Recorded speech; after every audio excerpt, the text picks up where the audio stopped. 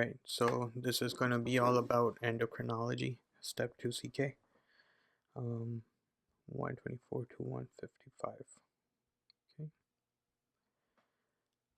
Okay. Disorder of glucose metabolism. Metabolic syndrome. Metabolic syndrome refers to a constellation of findings suggestive of insulin resistance that frequently develop in the setting of obesity. The often associated hyperinsulinemia, hyperglycemia, and release of adipokinins are thought to increase risk for development of atherosclerotic cardiovascular disease and type 2 diabetes mellitus. Okay, weight is the mnemonic.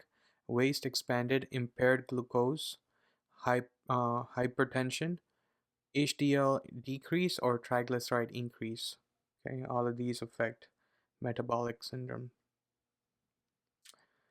Okay, history and physical examination for metabolic syndrome. Uh, Abdominal obesity, even in the setting of overall normal weight. Acanthosis nigricans, and elevated blood pressure. Diagnosis: at least 3 of the following 5 criteria must be met. Okay, these were the criteria: abdominal obesity, elevated fasting glucose, hypertension, low HDL cholesterol, or hypertriglyceridemia. Treatment: best initial treatment is lifestyle modification. Mitigation of cardiovascular risk can occur with aggressive cholesterol management and blood pressure control. Okay, so aggressive cholesterol management and blood pressure control, as well as initiation of metformin for prevention of diabetes in those with impaired fasting glucose. Okay, and okay, that's it. So again, weight. W for waist expanded, WE, waist expanded. I for impaired glucose, IG. H for hypertension, H for HDL decrease, and T for triglyceride increase. Okay. DM, diabetes mellitus, refers to abnormal carbohydrate metabolism that leads to hyperglycemia through several mechanisms, including impairment of insulin secretion and resistance of peripheral tissue to the action of insulin. Okay, so several mechanisms. One is impairment of insulin secretion, and another one is its detection, basically, in the peripheral tissue. History and physical examination. The presentation of diabetes is variable, often asymptomatic, and it depends on the specific etiology. Generally, type 1 diabetes mellitus classically presents in children and young adults with symptoms of hyperglycemia, with polyuria, polydipsia, polyphagia, unexplained weight loss, and ketoacidosis. Type 2 diabetes mellitus classically presents in older adults with obesity and other components of metabolic syndrome, but it is increasingly diagnosed in children. Other risk factors include positive family history, sedentary lifestyle, increasing age, and ethnicity. Asian, Hispanic, and African descent in the United States. Although it may present with symptoms of uh, glycer- hyperglycemia in the same manner as type 1 diabetes mellitus, it tends to be more insidious, and patients frequently exhibit complications of long-term diabetes at the time of diagnosis. Okay, so manner same as the it tends to be more insidious and frequently exhibit complications of long-term diabetes at time of diagnosis. Okay, key fact: microalbuminuria cannot be detected on routine analysis, protein dipstick. Instead, do a spot urine albumin to creatinine ratio. So microalbuminuria is anywhere from 30 to 300 milligram per deciliter, the normal lab values. Okay. Chronic complications of diabetes mellitus. Complications: one is retinopathy, non-proliferative, and proliferative. Description, management, and preventive care. Okay, so for retinopathy, classically appears when diabetes has been present for at least 3 to 5 years. Preventive measures include control of glycemia, and hypertension and annual eye exams. Treatment modalities include antivascular endothelial growth factor agents and laser photocoagulation therapy. Diabetic nephropathy, characterized by glomerular hyperfiltration followed by microalbuminuria, macroproteinuria, and progression to chronic kidney disease. Prevalence is estimated to be 20% to 40%, and those with diabetes mellitus. Okay. Now, preventive measures include glycemic control, tight BP control, angiotensin converting enzyme inhibitors or ACE inhibitors, and angiotensin receptor blockers or ARBs in the setting of proteinuria. Kemmelstein-Wilson nodules are classically seen on kidney biopsies. Neuropathy. Uh, Prevalence of diabetic neuropathy increases with longer duration, worsening severity of hyperglycemia, can affect both small nerve fibers, pain, temperature, and large fibers. Vibration proprioception most commonly manifests as distal symmetric polyneuropathy, stocking and glove numbness, tingling, burning pain. Can also present as autonomic neuropathy, partial hypotension, gastroparesis, uh, diarrhea, neurogenic bladder, erectile dysfunction. Cranial mononeuropathies can also occur. Cranial nerve, cranial nerve 3, involvement is more common. Ptosis, diplopia, preserved pupil response. Emphasize preventive foot care. Monofilament testing predilects ulcer risk. Predicts, sorry, not predilects. Predicts ulcer risk. Okay, monofilament testing. So we do that. Neuropathic pain can be managed with tricyclic antidepressants, serotonin norepinephrine reuptake inhibitors, and gabapentinoids. Gastroparesis and delayed gastric emptying can be managed with metoclopramide and erythromycin. Okay. So that's how you deal with neuropathy. Vascular complications, cardiovascular, cerebrovascular, and peripheral vascular disease. Cardiovascular disease is the most common cause of death in diabetic patients. See this chart for risk modification recommendations. Hypoglycemia unawareness. Inadequate autonomic response to hypoglycemia caused by insufficient release of stress hormones. It tends to develop in people who have frequent episodes of hypoglycemia, and it can lead to failure to recognize life-threatening hypoglycemia. Okay. Diagnosis. Okay, so this is the diagnosis. And diagnosis requires a random plasma glucose level more than 200 milligram per deciliter plus symptoms of hyperglycemia, or two abnormal results with any of the following tests: a fasting more than 8 hours, plasma glucose level more than 126 milligram per deciliter, 2-hour postprandial glucose levels more than 200 milligram per deciliter following an oral glucose tolerance test. Hemoglobin A1C anywhere from anything more than 6.5. Okay. Consider screening for type 2 diabetes in overweight adults with at least one risk factor for diabetes mellitus, like hypertension, cardiovascular disease, sedentary lifestyle, dyslipidemia, polycystic ovarian syndrome, first degree relative with diabetes mellitus. Patients planning pregnancy, patients on medication that increases risk for diabetes mellitus, chronic steroids, HIV medication, and antipsychotics. In all people aged 45 years or older, check HbA1c if less than 5.7. Recheck every 3 years unless other risk factors develop. If between 5.7 and 6.4, then recheck yearly.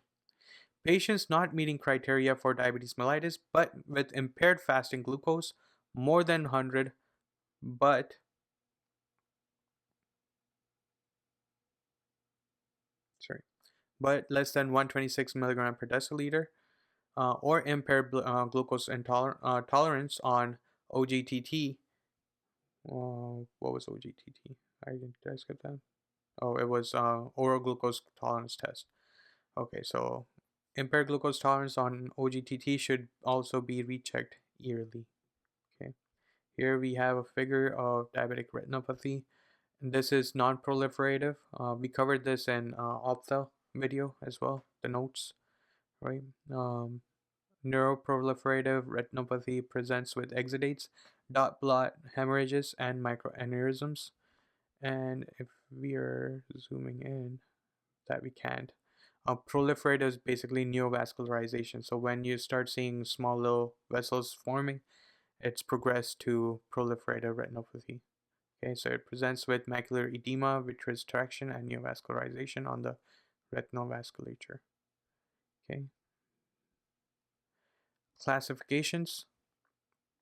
Type 1 diabetes mellitus is due to the destruction of beta cells of the pancreas, and which normally produce insulin. This can be secondary to autoimmune disease, characterized by the presence of autoantibodies, anti-glutamic acid decarboxylase or GAD, anti-islet cells, anti-zinc transporter, anti-insulin antibody associated with human leukocyte antigen HLA-DR3 um, and HLA-DR4. Okay.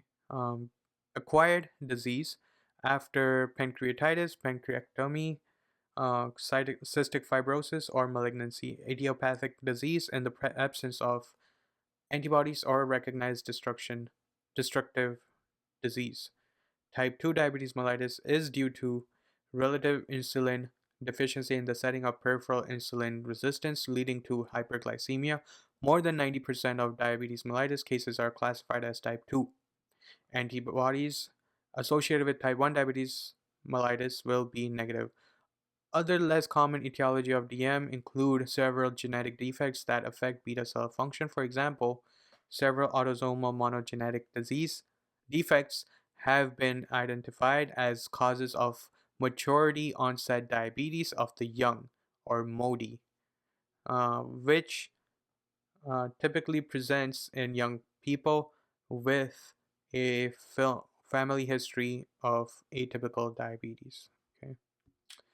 Uh, so MODY is important high yield concept that gets asked a lot on UWorld. So several autosomal monogenetic defects have been identified as causes of maturity onset diabetes of the young, which typically presents in young people with family history of atypical diabetes. Management. Patient education and lifestyle modifications are mainstays of management. Okay, so here's the table for diabetes mellitus. General health maintenance, lifestyle modification, and recommendations. Okay, did I miss anything? No. Okay. So lifestyle modification and recommendation. Diet. Personalized diet to encourage weight loss. Avoid saturated fats and added sugars. Straightforward. Uh, Second is exercise. Moderate intensity exercise for 30 to 60 minutes, 5 days per week. Okay. Cardiovascular risk modification. The presence of diabetes is equivalent to the highest risk for cardiovascular disease, regardless of all other risk factors. All diabetic patients 40 to 75 years of age should be placed on a statin regardless of lipid levels. Use the AHA risk calculator to determine whether moderate or high intensity statin is recommended. Okay, that low A is for what?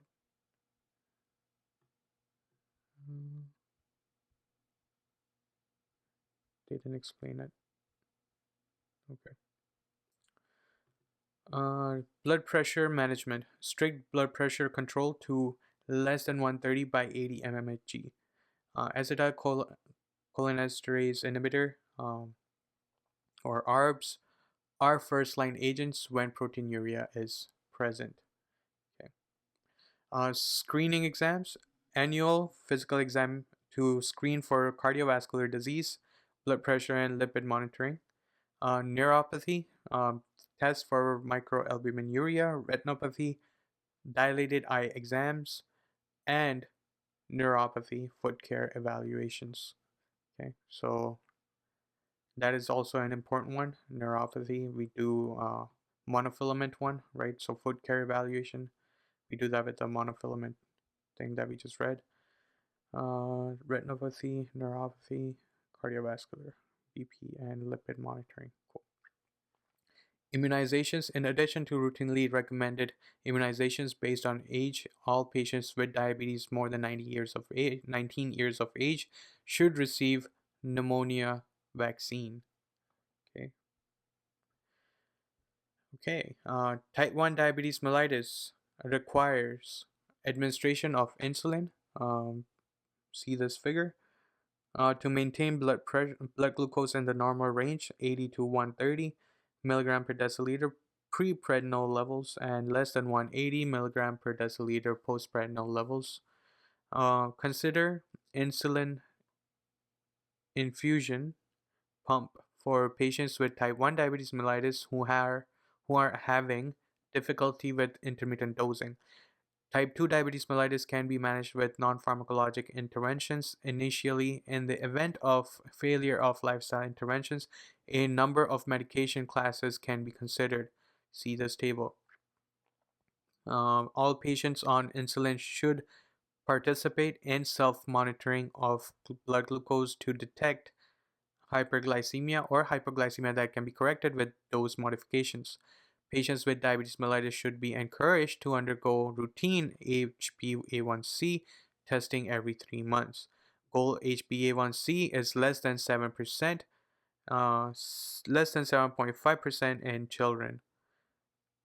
High blood glucose and HbA1c level can be tolerated, particularly in older adult populations and in those with multiple medical problems, considering the increased risk for hypoglycemia.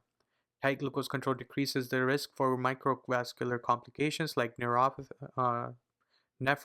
and retinopathy, but the effects of macrovascular complications, stroke, myocardial infarction, and all-cause mortality are unknown. Okay, so diabetic ketoacidosis and hyperglycemic hyperosmolar syndrome.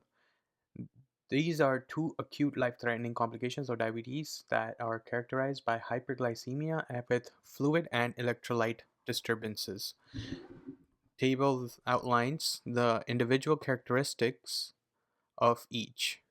Okay, where the table at? Okay, it's down here. We'll get to it when we get to it.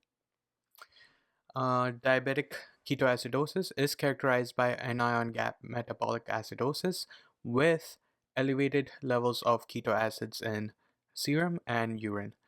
Blood glucose level is usually between 250 and 500 milligram per deciliter, but it can be higher. So this is the deciding factor. The blood glucose level. If it's below 500, it's going to be this. If it's close to 1000, it's going to be hyperglycemic hyperosmolar syndrome. It is characterized by extremely elevated blood glucose, frequently above 800 to 1000 milligram per deciliter, and plasma hyperosmolarity. Generally, there is no keto acid accumulation and therefore no anion gap acidosis. So no anion gap acidosis is seen in HHS. Okay, so now pharmacokinetic of insulin preparation. Short acting, aspart, lispro, and glulazine. Okay, so all of these peaks in within like 2 hours. Okay, onset. Okay, so onset in 5 to 20 minutes. Peak is in 0.5 to 3 hours. Duration is for 3 to 8 hours. Okay. Regular onset is 30 minutes. Okay. Peak is in 2 to 4 hours. Duration is 5 to 8 hours. NPH or neutral protamine hegidone insulin. Okay, so that's NPH, the green line. Onset in 2 to 4 hours, peak in 6 to 10 hours, duration is 18 to 28 hours. Okay, 18 to 28 hours. Okay, that's quite a bit. Long acting, ditamir or glargine. Okay, onset is in 2 hours, peak is none, and duration is 20 to 24 hours. Okay. Dirty Medicine has nice little mnemonic for this, so if you want to go revisit that video, do that now. Okay. So hold on. So short acting, 5 to 20. Okay. The regular was 30-minute onset, and pH is 2 to 4 hour onset. Long acting is 2 hour onset. Okay. Short acting peaks in 0.5 to 3 hours, so it's nice for immediate relief, right? Regular peaks in 2 to 4 hours. Okay, so that, and pH peaks in 6 to 10 hours, and long acting peaks in, it doesn't peak at all. Okay. Okay. Cool. Next. Treatment of type 2 diabetes mellitus, pharmacotherapy, monotherapy, or combination therapy if poor glycemic control, drug mechanism, adverse effect, and noteworthy benefits. Metformin, first line, inhibits hepatic gluconeogenesis and increases peripheral sensitivity to insulin. Gastrointestinal upset, lactic acid doses. Avoid use in renal insufficiency, hepatic failure, or heart failure.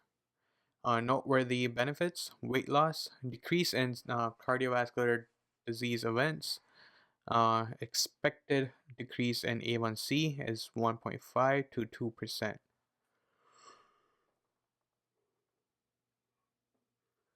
Sulfonylureas, glipizide, glyburide, and glimepiride. Mechanism: it increases endogenous insulin secretion. Okay, sulfonyl. Adverse effect is hypoglycemia and weight gain. Avoid use in older patients. Okay, noteworthy benefits: it decrease in microvascular events, and expected a decrease in A1C is 1 to 2%. Okay. Thiazolidinediones, rosiglitazone, and pioglitazone. Okay, so PPRY1. Mechanism is increased in insulin sensitivity. Adverse effect: weight gain, edema. Avoid in heart failure patients, and hepatotoxicity and bone loss. Noteworthy benefit is expected a decrease in A1C is 0.5% to 1.5%. Dipeptidyl peptidase or DPP4 inhibitor, sitagliptin and linagliptin and other gliptins. Inhibit degradation of glucagon-like peptide, increase insulin secretion, and decrease glucagon secretion. Okay, increased risk of infection and rash. Okay, and expected decrease in A1C, 0.5% to 1%. Incretins, exenatide, liraglutide, and other tides. GLP-1 agonists, this is the Ozempic one, right? Semaglutide or something like that. So this is where Ozempic's classes. GLP-1 agonists delay gastric emptying and decreases hunger. It increases insulin secretion and decreases glucagon secretion. Injected subcutaneously, slow GI motility, nausea, and increased risk of pancreatitis. Decrease in CVD events and mortality in high-risk patients. Liraglutide, expected decrease in A1C is 0.5% to 1%. Okay, sodium glucose transporter or SGLT2 inhibitors, empaglif- uh, empagliflozin. Okay, it flows through the urine, and other glyzone. Inhibit SGLT2 in proximal tubule to decrease glucose reabsorption. Urinary tract infection, vulvovaginal candidiasis, foreigner gangrene, volume depletion, and hypotension. Okay. Benefit is weight loss, decrease in CVD events, and mortality in high-risk patients. Empagliflozin, uh, decreased risk for development worsening of nephropathy. Alpha glucosidase inhibitor, icarbose or miglitol, this decreases intestinal absorption of carbohydrates, flatulence, diarrhea, and hypoglycemia. Uh, Potential decrease in CVD events in prediabetes mellitus. Expected decrease in A1C is equal to 0.5% to 0.8%, and insulin at the end, given alone or in conjunction with oral agents. Weight gain and hypoglycemia and greatest potential A1C reduction. Okay, so this is where that A comes in. This is in September 2010, the FDA restricted access to rosiglitazone because of concern for increased CVD risk. The drug is still available but is restricted to patients currently on the medication who acknowledge that they understand the risk, and to patients who cannot achieve adequate glycemic control with other medications. Okay. All right, so we're on diabetic ketoacidosis and hyperglycemic hyperosmolar syndrome. So how do you manage that? Treatment of both entities is similar. Repletion of intravascular volume with infusion of normal saline.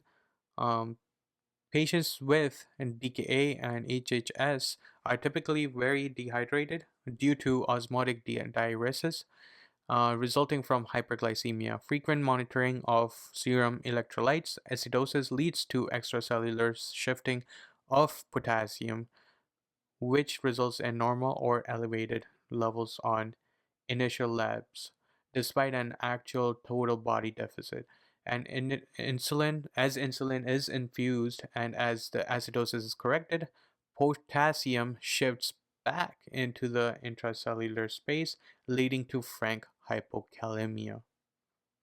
Okay, that is important. So, why is frequent monitoring of serum electrolyte is important? Its acidosis leads to extracellular shifting of potassium. Okay, also lack of insulin. You can think of it, if insulin shoves the potassium into the cell, that means without insulin it's going to become outside, right? So which results in normal or elevated levels of initial lab despite of actual total body deficit. Okay, so in reality you'll have low levels of potassium, but here it's going to seem like it's high. As insulin is infused and as the acidosis is corrected, potassium shifts back into the intracellular space, leading to frank hypokalemia. Infusion of regular insulin intravenously, if serum potassium is more than 3.3 milliequal per liter, um, insulin should be infused until resolution of DKA or HHS. When anion gap closes and ketoacidosis is resolved in DKA, or until mental status improves to baseline in HHS.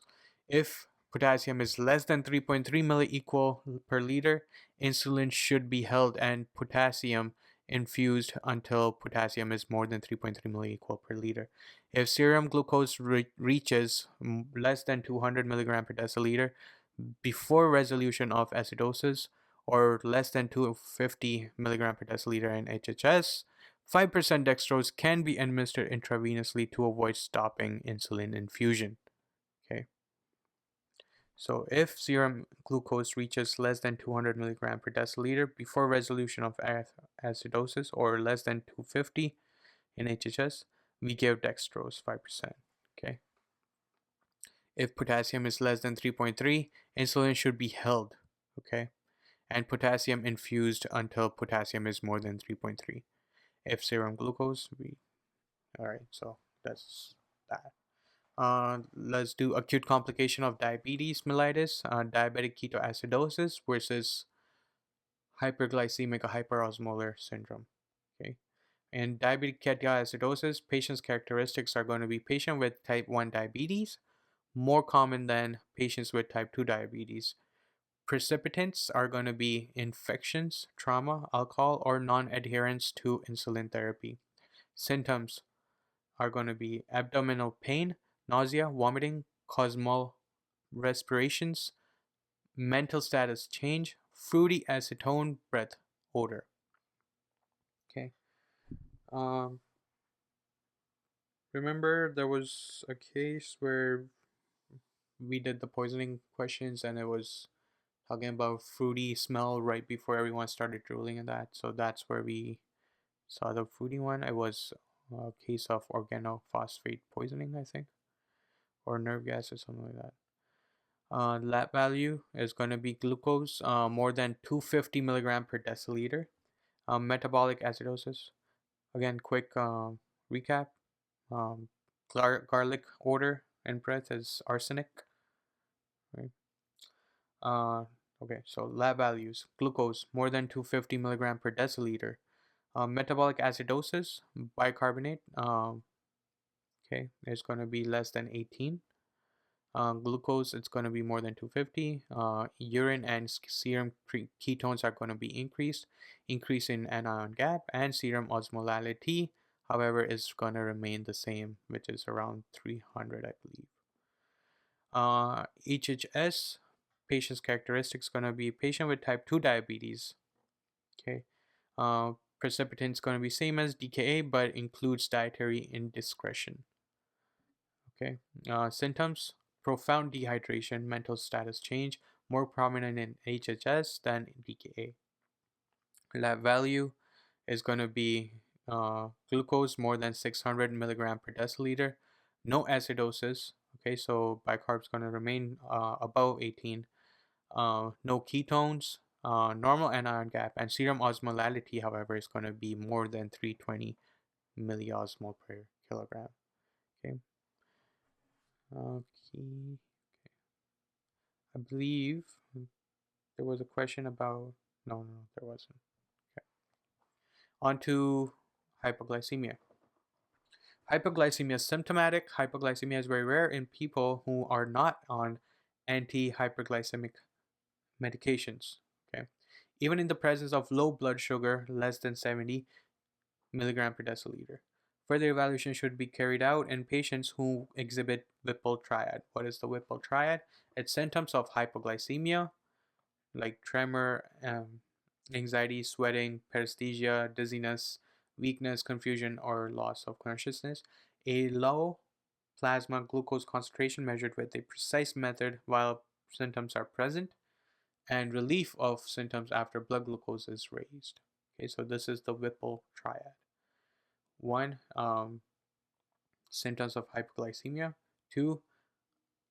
Which is tremor, anxiety, sweating, all of these stuff, weakness, confusion.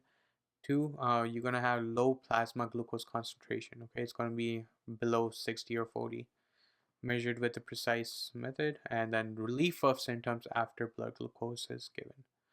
Causes of hypoglycemia include medications, accidental or purposeful anti-hyperglycemic medication overdose, critical illness, cortisol insufficiency, insulinoma or non-insulinoma, islet cell hypertrophy.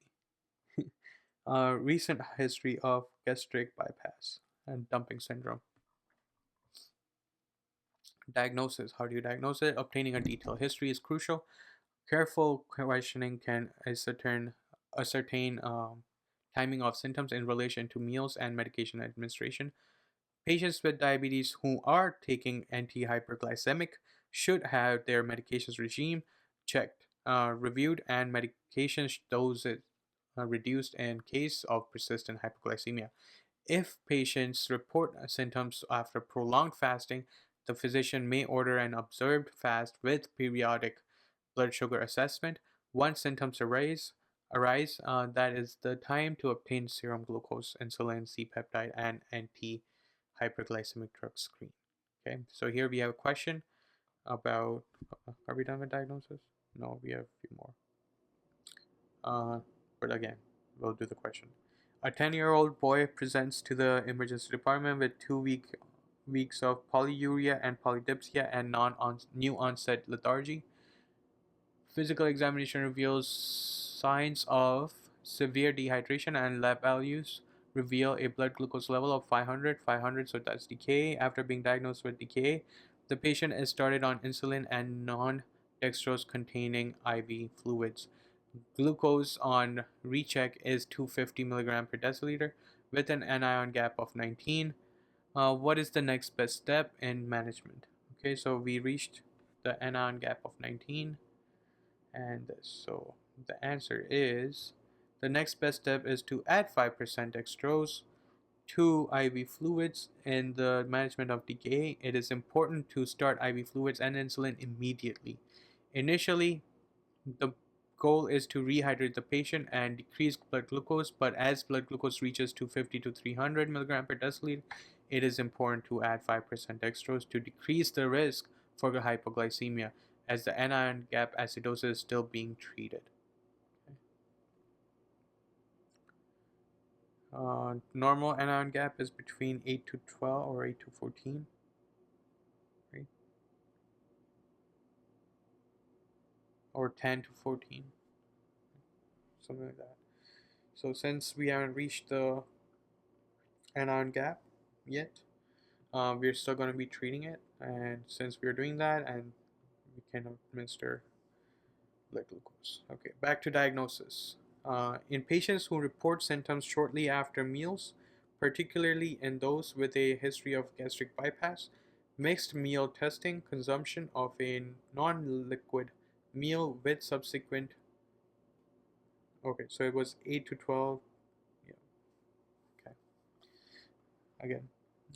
In patients who report symptoms shortly after meals, particularly in those with a history of gastric bypass, mixed meal testing, consumption of non-liquid meals with subsequent observation and monitoring of labs can evaluate for dumping syndrome. Okay, so in patients who report symptoms shortly after meals, particularly in those with history of gastric bypass, mixed meal testing, consumption of non-liquid meal with subsequent observation and monitoring of labs can evaluate for dumping syndrome. Okay. If C-peptide levels are elevated, endogenous insulin is being produced. Okay, so if C-peptide levels are elevated, endogenous insulin is being produced, right? Because synthetic insulin doesn't have C-peptide in it. So if you check and C-peptide is there, that means the body is making it. It's not, malingering or fastidious. This is the case with insulin secreting tumors and islet cell hypertrophy, insulin autoimmune hypoglycemia, in the presence of anti-insulin or anti-insulin receptor antibodies, or insulin secretagogue administration, positive drug screen. If C-peptide levels are low, there is exogenous insulin administration, okay, possibly surreptitiously. Okay.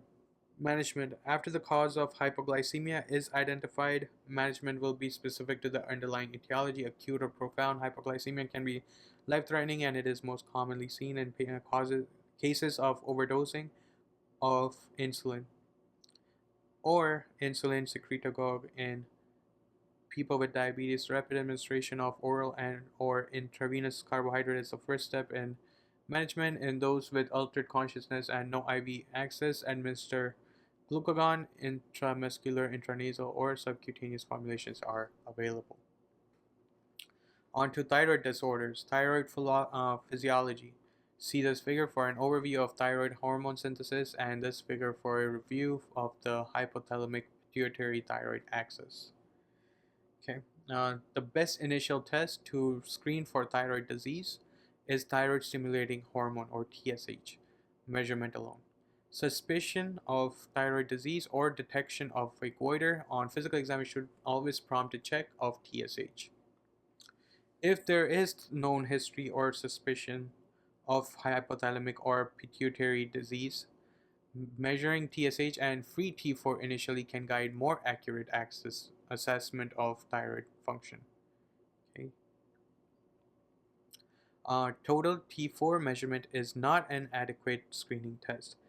99% of T4 is bound to thyroxine binding globulin, TBG. Changes in levels of TBG can occur in pregnancy, estrogen administration, and infection. In general, thyroid function testing should not be done in period of acute illness, as many factors, medication, decreased binding protein levels, transient central hypothyroidism, can alter thyroid function tests. Okay, TFT patterns seen in selected diseases are included in this table. Okay, hyperthyroidism and thyrotoxicosis. Etiologies include Graves' disease, most common cause of hyperthyroidism, autoimmune TSH receptor stimulating autoantibodies, increased synthesis of T3 and T4. Okay, so Graves' disease, uh, if you remember that little chart from for step 1, first aid, um, right? Most common cause of hyperthyroidism, okay? Autoimmune TSH receptor stimulating and autoantibody. This was the one where antibodies actually stimulate the hormone instead of attacking something and disabling it, right? So it increases synthesis of T3 and T4. So here you have low TSH. Toxic adenoma, toxic multinodular goiter, results in hyperthyroidism secondary to autonomous hyperactive thyroid nodules. Okay, so if you have toxic adenoma and toxic multinodular goiter, it results in hyperthyroidism secondary to autonomous hyperactive thyroid nodules. Thyroiditis, caused by transient inflammation of the thyroid gland with the release of previously synthesized thyroid hormone. Okay, so this is important concept where in thyroiditis it's caused by a transient inflammation, and what happens is it's going to release previously synthesized thyroid hormones, causing a temporary increase in circulating T3 T4. However, on a follow-up it will be a lower lab result. A hypothyroid phase may follow the hyperthyroid phase with eventual return to normal in many patients. Okay, so if that happens, it like normally it just has achieves resolution on its own basically. Okay. Oh, here's the chart from step 1. So hypothalamus, thyroid releasing hormone goes to anterior pituitary. Anterior pituitary releases thyroid stimulating hormone, goes to thyroid follicular cells on thyroid. Okay, so now that we are in thyroid, it's going to start releasing T3 and T4, and T3, T4 will go to the effector organs. Okay, uh, and we have TSI here. Um, that is what is TSI? Didn't tell us.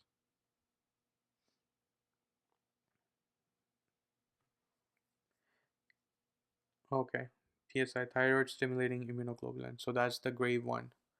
Okay, so in a Graves' disease, you get TSI, so that's going to also activate thyroid follicular cells. Okay, so this is an overview of thyroid synthesis and mechanism of antithyroid medications. Okay, iodide is taken up from the bloodstream by follicular thyroid cells, transported to the colloid of the follicle, and oxidized to iodine. I. I combines with thyroglobulin to form mono iodotyrosine or MIT and diiodotyrosine DIT. Two DIT molecules combine to form T4 MIT-DIT combine to form T3. Iodinated thyroglobulin is transported back to the follicular cells and is cleaved in lysosomes. T4 and T3 are then released into the circulation. Okay, so if we look at uh, the thyroid follicle epithelial cell, and we have MIT-DIT coming out of the normal circulation by protease, right? Comes out. Iodinase will split it into iodine and tyrosine. Tyrosine attaches to uh, the globin to make thyroglobin. Okay, we have thyroglobin, and then the iodine goes through oxidization, attaches with thyroglobin, and now we have organification. Okay, so we have uh, this is what was this? Thyroid peroxidase, I think. Thyroid peroxidase, it's involved in oxidation, organification, and coupling reaction as well. Okay. Um, so PTU methimazole actually blocks these. Okay, and PTU also blocks the thiodeiodinase, which is involved in converting T4 to T3 in peripheral tissue. Uh, in circulation, T4 is what uh, is transported as. What else? That's basically it from here. Okay, so thyroid follicular epithelial cell requires iodine and sodium. Okay, the other chart is about the hypothalamic pituitary thyroid axis. We already talked about it. It's the same thing but with pretty pictures. Hypothalamus, TRH, anterior pituitary, TSH, to thyroid, and T3, T4. Okay. Here, TRH stimulates anterior pituitary, whereas somatostatin um, inhibits it. Okay. Glucocorticoid, dopamine, somatostatin, and rexinoids inhibit hypothalamus as well. Okay. I believe here also along with PTU, glucocorticoid and beta blockers also inhibit 5-deiodinase as well, if I remember correctly. Okay. Thyroid function tests in thyroid disease. Diagnosis: TSH, T4, T3, and causes. Primary hyperthyroidism. TSH decreases, T4 increases. Okay, so basically primary hyperthyroidism. Okay, uh, thyroid is making T3 and T4 on its own. So if we were looking at this, if this is increased, then it's going to give a negative feedback loop to anterior pituitary, right? Which is going to stop the secretion of TSH basically. And also hypothalamus is going to stop the release of TRH. Okay, so you'll have decrease in TSH, increase in T4 and T3. Causes are Graves' disease, toxic multinodular goiter, toxic adenoma, amiodarone, postpartum thyrotoxicosis, and postviral thyroiditis. Okay, all of these. Secondary hyperthyroidism. So TSH can be normal or increased here. However, since it is hyperthyroidism, T4 and T3 is going to be increased. Causes are rare, caused by TSH producing pituitary adenoma, TSH often inappropriately normal or not suppressed. Okay.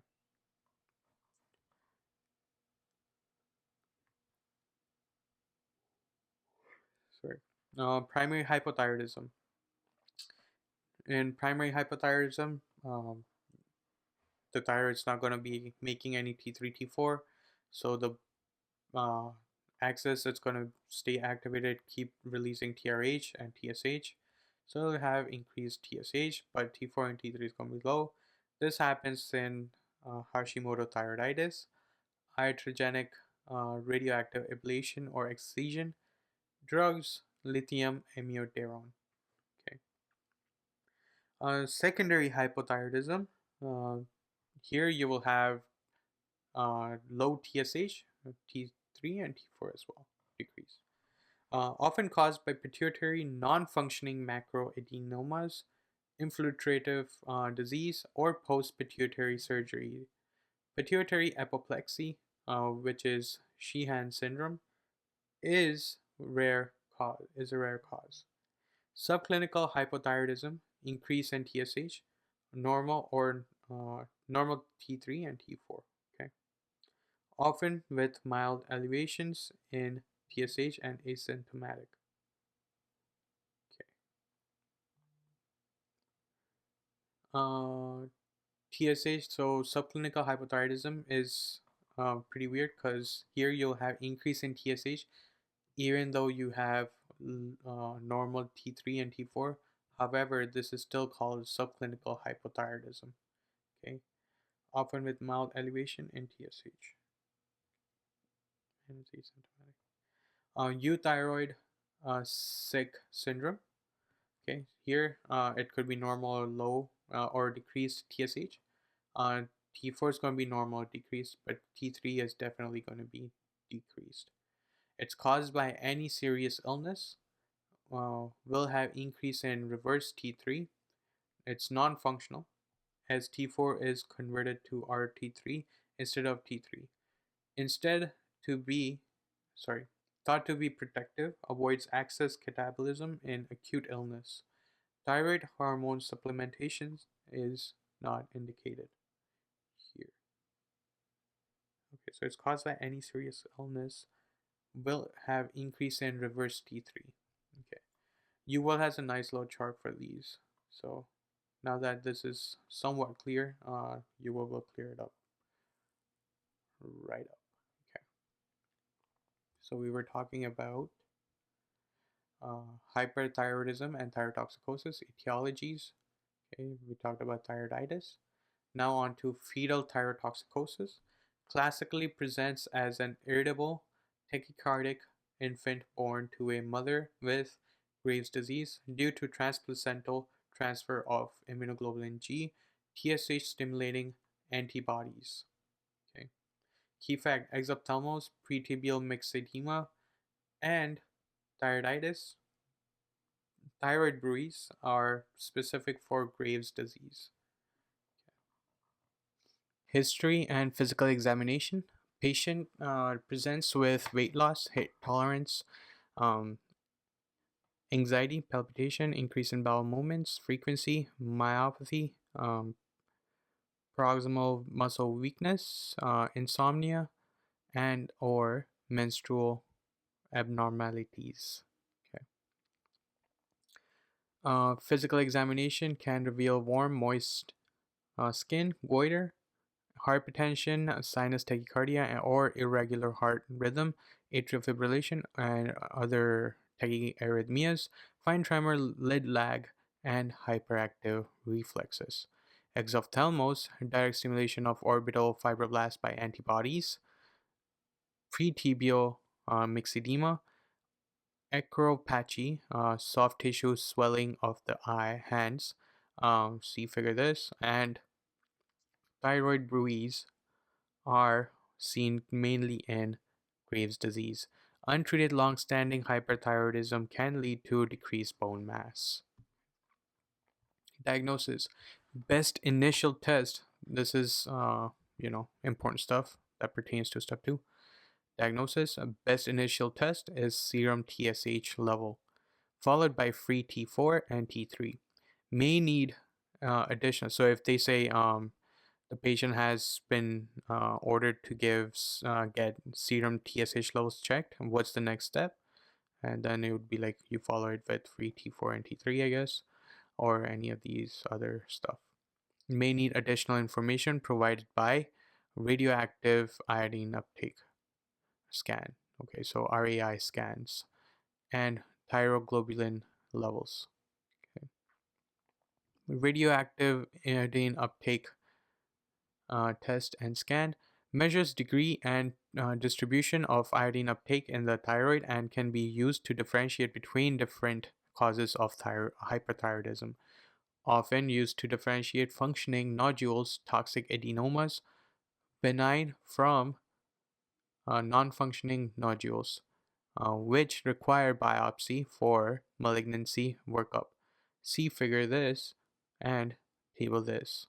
Okay. All right, so this is radioactive iodine uptake scan. The figures didn't come out in the PDF, but you can sort of make do with these. There's a little bit contrast over there. The contrast here is less than on this side, and here there's contrast, and here as well.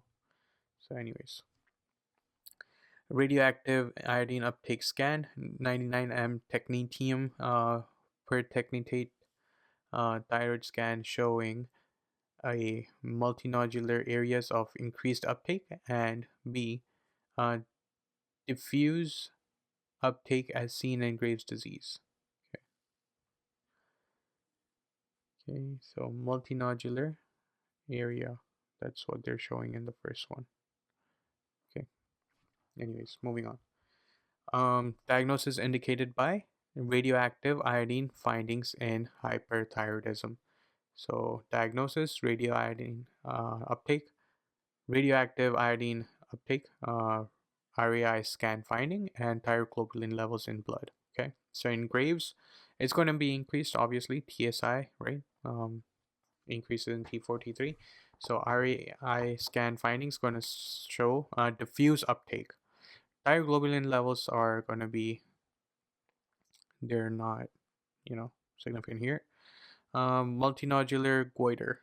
Okay, so when you have multinodular goiters, again, it's going to be either normal or increase in uptake. RAI scan findings are going to have multiple nodules of increased uptake. Thyroglobulin, NA. Not applicable there as well. Okay. Toxic adenoma, RAI uptake. It's going to be normal or increased. RAI scan finding is one area of increased uptake. And thyroglobulin, not applicable here as well. Thyroiditis, iodine exposure or extraglandular production. Here, RAI is going to be decreased. Okay. RAI scan finding is going to show low uptake, right? Remember, it's going to release preformed synthesized T3, T4. It's not going to make more, right? So it's not going to produce, or it's just going to release it. That's why it's going to be low. Thyroglobulin in this case is going to be increased, okay, in the blood. Exogenous thyroid hormone, it's going to be decreased RAI uptake, okay, because you're taking it basically like pills or something, right? Levothyroxine or something like that. So exogenous thyroid hormone, radioactive iodine uptake is going to be low, because when you take exogenous thyroid, the negative feedback loop goes back, and then it decreases the TRH and TSH release, right? So when you don't have TSH, thyroid follicular cells are not going to be stimulated. If they're not stimulated, then you don't get the radioactive iodine uptake as well. Okay, so RAI scan finding is going to be low uptake. Thyroglobulin level in blood, it's going to be decreased. Okay. Treatment. What were we doing? We're doing hyperthyroidism and thyrotoxicosis treatment. Okay. Beta blockade is a mainstay of treatment for hyperthyroidism, regardless of the cause. So beta blocker can manage the symptoms of hyperthyroidism caused by increased adrenergic tone, tachycardia, anxiety, and tremulousness. Okay. Um, and it also inhibits the thyroid 5-iododeiodinase, right? Yeah, as well.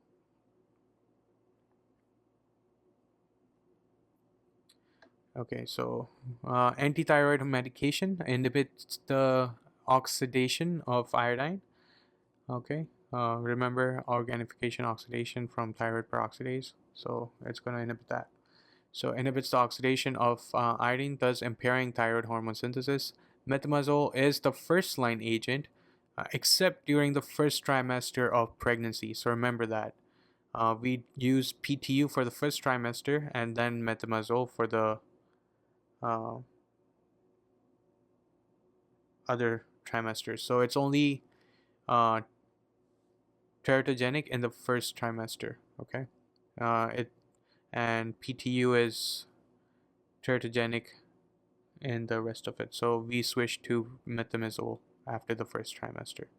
So except during the first trimester of pregnancy, during which propyl uracil or PTU is preferred. Metamizole is teratogenic. Definitive treatment: radioactive iodine 131. Thyroid ablation is generally uh, preferred. I believe it was called. There was a thing where you feed them enough iodine, then it shuts down on its own. It was like wolf shock or something effect. Um, right. Okay.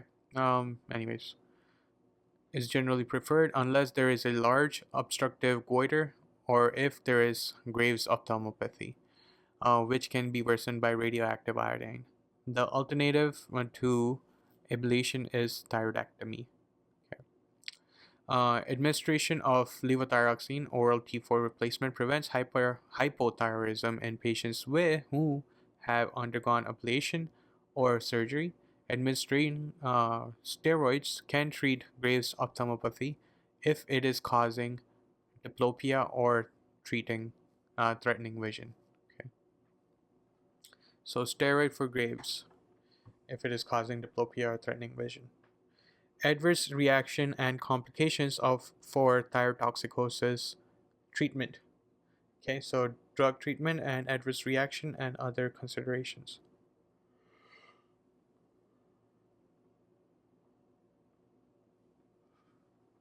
Methimazole, uh, rash, agranulocytosis, liver dysfunction, uh, contraindicated during the first trimester of pregnancy.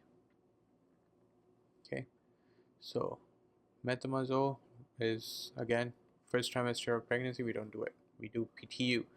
Its adverse effects are rash, arthralgia, agranulocytosis, vasculitis, liver failure, black box warning. Okay.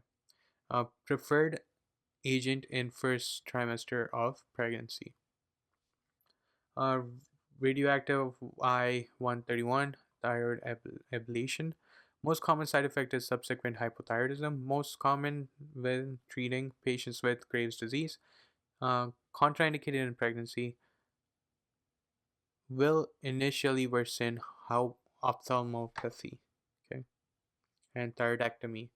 When you take out the thyroid, you also take out, well, most likely the parathyroid C cells, right? So you get hypoparathyroidism as well along with it. Uh, what they normally do is they, chop it up and then place the C cells of parathyroid hormone somewhere else, uh, like shoulder or something. They don't put it back in the neck because in case they have to go back to fix it due to infection or something, they don't want to, you know, risk it with recovery. So that's how they deal with, parathyroid, hypoparathyroidism if they could. Damage to nearby structures, recurrent laryngeal nerve as well. Okay. See table this for adverse reactions associated with antithyroid medication. Thyroid storm is an acute life-threatening form of thyrotoxicosis that may present with tachyarrhythmia, fever, and delirium. It can be precipitated by acute illness, iodine load, or surgery. Treatment of thyroid storm essentially consists of the same measures noted previously, but in rapid order. Begin with beta blockade, followed by antithyroid medication, PTU preferred in this case due to peripheral inhibition of T4 to T3 conversion and glucocorticoids. After administration of antithyroid medications, use of inorganic iodide, potassium iodide blocks release of synthesis of thyroid hormone. Bile acid sequestrants, for example, cholestyramine, may be helpful, as thyroid hormone is excreted in bile and reabsorbed in the insulin. Intestine, sorry. Okay. So again, I'm going to read that again because I feel like I zoned out here and there. Thyroid storm is an acute life-threatening form of thyrotoxicosis that may present with tachycardia, fever, and delirium. It can be precipitated by acute illness, iodine load, or surgery. Treatment of thyroid storm essentially consists of the same measures noted previously but in rapid order.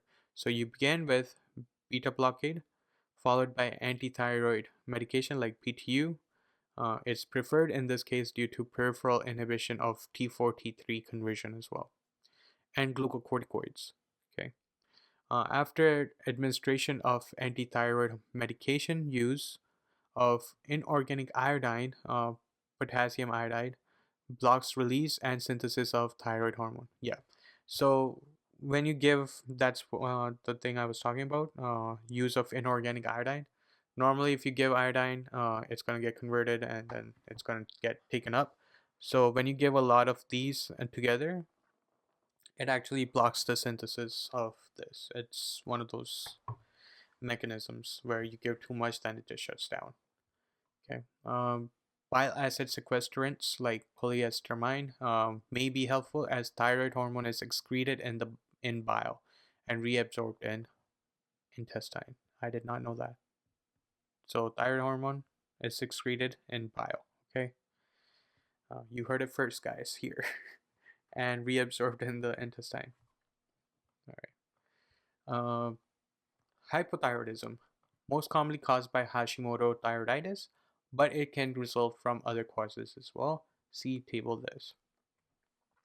Hashimoto thyroiditis, autoimmune hypothyroidism, associated with positive antithyroglobulin and antithyroid peroxidase, anti-TPO, antibodies that precipitate thyroid destruction.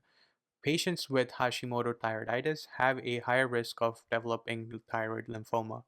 Thyroiditis, postpartum, postviral, subacute dequirane, can have a hypothyroid phase that follows the hyperthyroid phase. Secondary hypothyroidism, caused by pituitary tumor or pituitary surgery, and congenital hypothyroidism, most common etiology is thyroid dysgenesis. Um, Generalized resistance to thyroid hormone, rare. Elevated T3, T4, normal to elevated TSH. Okay, so generalized resistance to thyroid hormone, you'll have elevated T3 and T4. However, you'll have normal to elevated TSH as well. History and physical examination of hyperthyroidism classically presents with weakness, fatigue, cold intolerance, constipation, weight gain, depression, hair loss, menstrual irregulation, and myopathy. Okay, and I remember there was a picture and from step 1 QBank where they had a person with eyebrows and 1/3 of the eyebrows was gone from laterally. So that's one of them as well. Exam reveals dry cold, puffy skin, accompanied by edema, bradycardia, and delayed relaxation of deep tendon reflexes. Congenital, uh, okay, yes, so delayed relaxation of deep tendon reflexes. That's important. That's not seen in hyperthyroidism. Okay. Congenital hypothyroidism presents with the 6 P's. That's pot-bellied with a protruding umbilicus, pale, puffy-faced, protuberant tongue, and poor brain development. Okay. Uh, Whoa, there was a name for this. I forgot. Was it cortisolism? No, it'll come to me. Jaundice, or they probably put that in Pedia section. Okay. Jaundice, unconjugated hyperbilirubinemia, and enlarged fontanelles can also be seen. Features of hypothyroidism, creatinism, or something like that. Uh, Features of hypothyroidism also arises over the first few months of life, since maternal T4 crosses the placenta, providing somewhat adequate hormone levels at the time of birth. Okay, so features of hypothyroidism arises over the first few months of life, since maternal T4 crosses the placenta, so it will come up as normal. So it's good for like 6 months, and then you gotta take him back to service, uh, providing somewhat adequate hormone levels at the time of birth. Diagnosis. Best initial test is again TSH, followed by free T4 levels. See this table. Other common lab abnormalities include high LDL, increase in triglycerides, increase in creatine kinase, and hyponatremia. Okay, so just remember those in case they tell you that they have been referred to serum TSH and free T4 levels. So what else can you get done? Um, Other common abnormalities include high LDL, increase in triglycerides, increase in creatine kinase, and hyponatremia. So I feel like the CK1 is coming out of left field. Okay, but it makes sense because there is proximal weakness of muscles as well, right? Somewhere, not in this, but myopathy, right? It has myopathy there. So that's where the CK is coming from. And yeah, okay. Treatment. For frank hypothyroidism, administer levothyroxine. In subclinical hypothyroidism, increase in TSH or normal T4.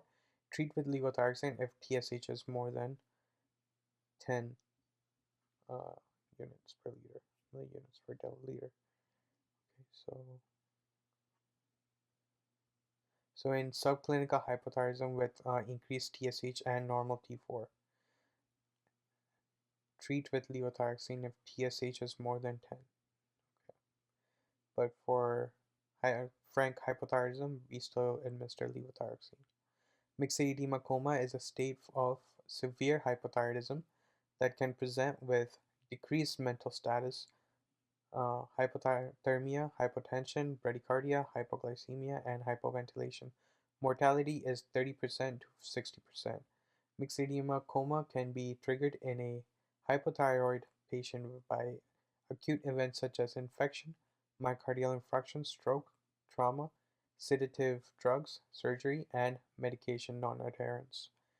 To treat myxedema coma, admit to the ICU and urgently administer intravenous IV levothyroxine and IV hydrocortisone, unless adrenal insufficiency has already been excluded. Thyroiditis, inflammation of the thyroid gland. Common subtype include subacute granulomatous, radiation-induced, autoimmune, postpartum, infectious, and drug-induced, for example, amiodarone. History and physical examination. The subacute form presents with a tender thyroid, usually after an upper respiratory tract infection.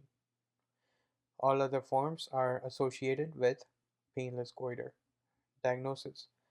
Thyroid dysfunction, typically thyrotoxicosis followed by hypothyroidism, with decreased uptake of RAI scan during the hyperthyroid phase.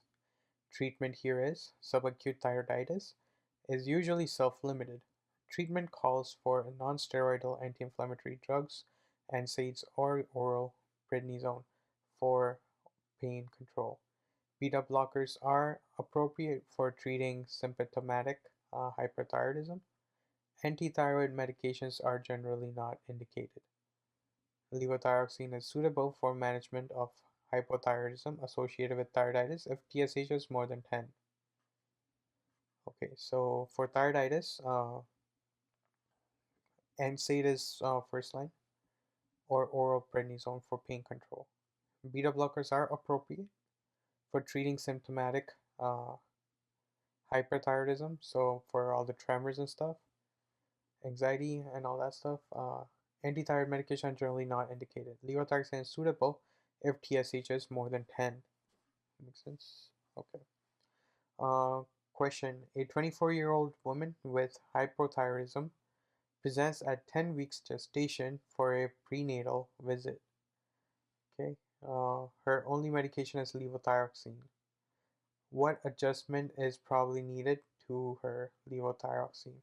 So, uh, T thyroid globulin increases, right, during this time.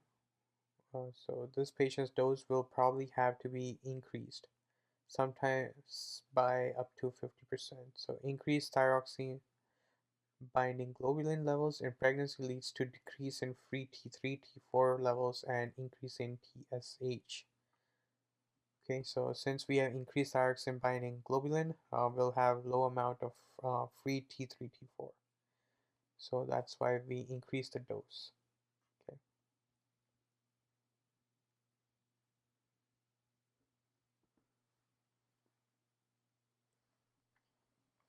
On to thyroid neoplasms. Thyroid nodules are very common and show an increased incidence with age.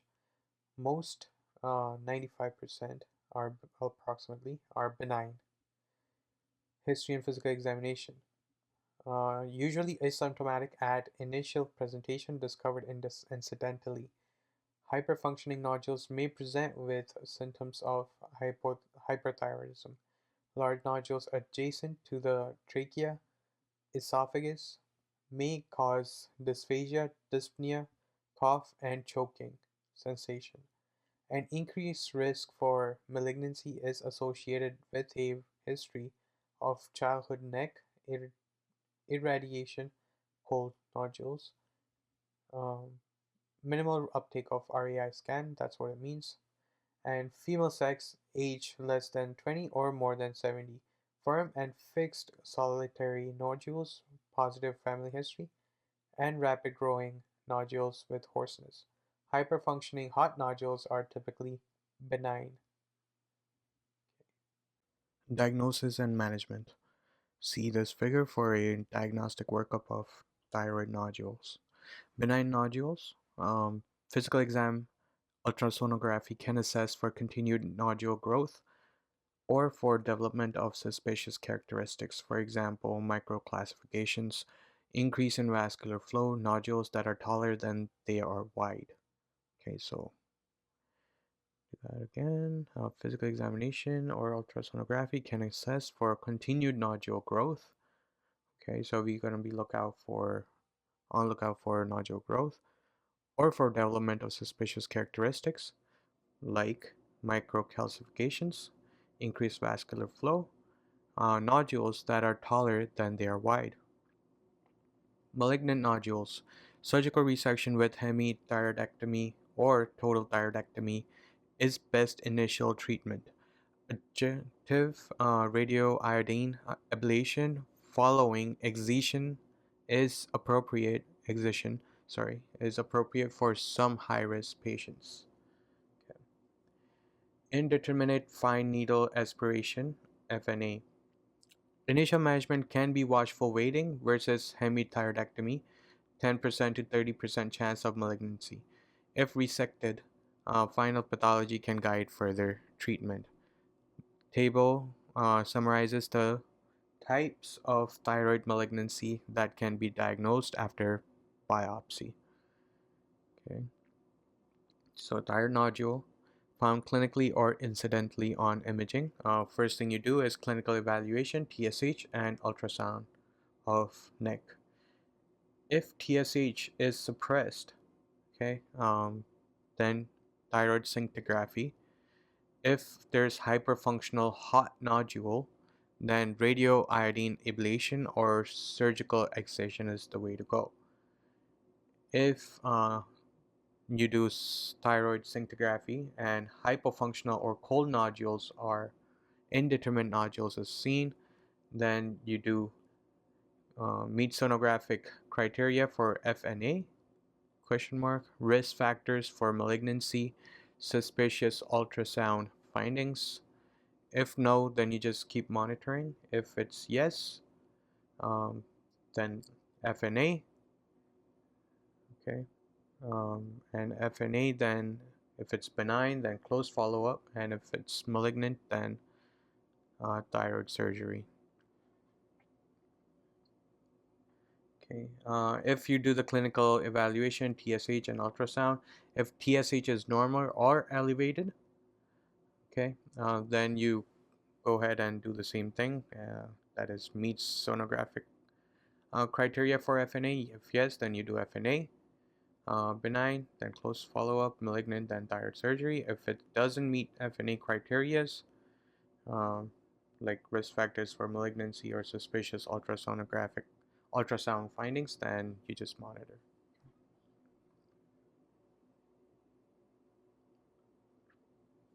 Diagnostic steps in the workup of a thyroid nodule. AUS, atypical of undetermined significance plus follicular lesion of undetermined significance, FNAC, fine needle aspiration cytology, TC. Technetium, US is ultrasound. Okay. Types of thyroid carcinoma. Okay, so this is important. Types. So papillary. The A is for tumors may contain mixed papillary and follicular pathologies. Okay. So papillary characteristics and prognosis represents 75% to 80% of thyroid cancer. The female to male ratio is 3 to 1. Incidence peaks in the 30 to 50-year-old age group. Slow growing, derived from thyroid hormone, producing follicular cells. Okay. Associated with psammoma bodies, round microscopic calcifications, and large optically clear nuclei, orphan Annie nuclei. Okay. Um, Lymphatic spread.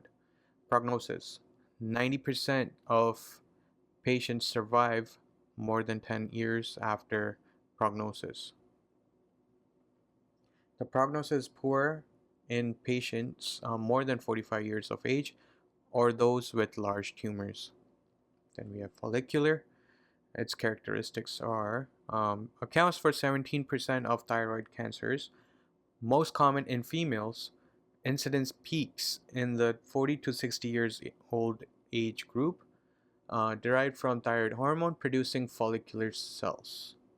Okay. Uh, so same thing as papillary, where it was derived from thyroid hormone producing follicular cells as well. This is the same. Hematologic spread with distant metastasis. Okay, prognosis is again 90% of patients survive more than 10 years after diagnosis. The prognosis is poor in patients more than 45 years of age or those with large tumors. And we have medullary. Okay, this represents 6 to 8% of thyroid cancer derived from calcitonin producing C cells. Okay, C cells, calcitonin producing C cells. Okay. Frequently presents with elevated calcitonin associated with multiple endocrine neoplasia type 2, age and stage at time of diagnosis, as well as degree of vascular invasion are important prognostic factors. 80% of patients survive at least 10 years after surgery. Okay, so age and stage at time of diagnosis, as well as degree of vascular invasion, are important prognostic factors. Anaplastic accounts for less than 2% of thyroid cancers, rapidly enlarges and metastasizes. Okay, 10% of patients survive for more than 3 years. Okay, so anaplastic accounts for 2% of thyroid cancers, rapidly enlarges and metastasizes. Prognosis: 10% of patients survive for more than 3 years. Okay. Bone and mineral disorders. This figure reviews calcium and phosphate regulation. Okay. Key fact: do not confuse osteoporosis with osteomalacia, a mineralization defect often caused by severe vitamin D deficiency that presents with um, bone pain, decrease in calcium or phosphate, and secondary hyperparathyroidism. Okay. Osteoporosis, a common metabolic bone disease characterized by low bone mass. It most often affects thin postmenopausal female, okay, especially those of white and Asian ethnicity or descent, with risk doubling after 65 years of age. Males are also at risk for osteoporosis, but the diagnosis is often overlooked.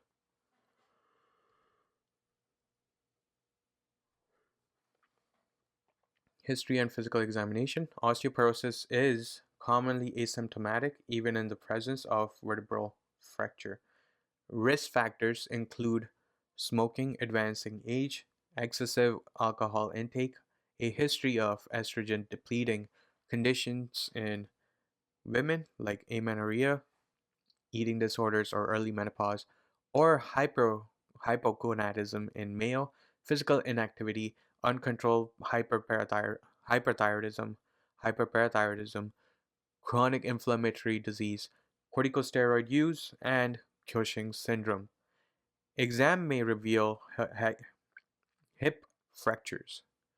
Okay. Exam may reveal hip fractures, vertebral compression fractures, loss of height and progressive thoracic kyphosis, and or distal radius fractures, Colles fracture following minimal trauma. So this is the PTH activity and vitamin D activity, overview of calcium and phosphate regulation. Okay, so for parathyroid glands, these are the ones behind the thyroid gland. So PTH released into circulation. Okay, so what activates or stimulates this release? It's decreased ionized calcium or increase in phosphate, right? PTH, phosphate thrashing hormone. So if there's increase in phosphate, it wants to get rid of it. Or decrease in vitamin D. Okay, so 125 OH2 D3. So all of these decrease in calcium and vitamin D or increase in phosphate will stimulate the release of PTH. So PTH released into circulation. So it has two activities. One, it goes to renal tubulars, into the proximal and the distal. It influences the proximal to reabsorb, to not absorb potassium, and the distal to reabsorb calcium, right? So renal tubular cells increase in vitamin D synthesis, reabsorption of calcium, and decreased reabsorption of phosphate. And in urine, increased excretion of phosphate and decreased excretion of calcium. So now you have increase in calcium and decrease in phosphate. This does a negative feedback and to the parathyroid hormones to inhibit PTH synthesis. Okay, the renal tubules. Proximal tubules are the one which produces vitamin D as well. Okay, so it produces the vitamin D, it causes the vitamin D synthesis as well there. And this increase in vitamin D will again cause inhibition of PTH synthesis in the parathyroid hormone. Another route PTH release into circulation takes, it goes into the bone and intestine. Okay, um, so here it basically converts the 25-OH-D3, the inactive D3, um, into activated D3. So it's gonna convert that. And okay, so decrease in phosphate also converts the inactive D3 into uh, activated D3. With the help of 1-alpha hydroxylase, you get activated D3 or 125-OH2D3. It goes to the bone, and what it does there, it basically demineralizes the bone to increase the serum calcium. Okay, so there's increase in calcium and increase in phosphate released from bone. And it goes to the intestine to increase the absorption of calcium and phosphate as well. Kidney and um, intestine. This will cause increase in calcium and increase in phosphate, and then it goes into the negative feedback loop as well. So um, that arrow does not make sense. Increase in calcium and increase in phosphate, increase in calcium and decrease in phosphate. So I guess it just the PTH will take care of the phosphate, and then okay. But anyways, that's what you get. This arrow is not necessary, and then this arrow should go back to this. Okay, so if there's enough calcium, then PTH is not going to get released. If there's more than you need phosphate, it's going to get released. Right. Okay. Osteoporosis is the most common cause of pathologic fractures in women with low body weight and men more than 60 years of age. Okay. All right. Diagnosis. Diagnostic test. Dual energy X-ray absorptiometry or DEXA scan is the recommended screening test for all women more than 65 years of age and men for more than 70 years of age, and those with other risk factors for osteoporosis. Osteoporosis, this is bone mineral density T-score is 2.5 standard deviations less than normal, okay, or SDs less than normal, 2.5 standard deviations. Osteopenia, this is T-score is between 1 and 2.5 standard deviations below normal. Okay, so up to 2.5. So that's considered osteopenia, and if it's more than that, then osteoporosis, or less than that in this case. Lab test. Secondary causes reveal themselves through measurements of calcium, phosphate, parathyroid hormone, TSH, free T4, liver enzymes, creatinine, and electrolytes. If estrogen deficiency or hypogonadism is suspected, lab tests should include FSH and LH, estradiol, and testosterone. Okay. Um, there was a question when we were doing musculoskeletal unit where actually let me go grab it. All right, so this was the question. 65-year-old woman reduced recent diagnosis of osteoporosis, non-localized bony tenderness of the spine. Okay, so they gave us all the lab values and they were asking for next best step, and the answer was serum protein electrophoresis. So serum protein electrophoresis, the evaluation of reduced bone density is aimed at ruling out secondary causes of bone loss. Okay, the thing was here, they already told us it's osteoporosis, so now we needed to figure out what the secondary cause was.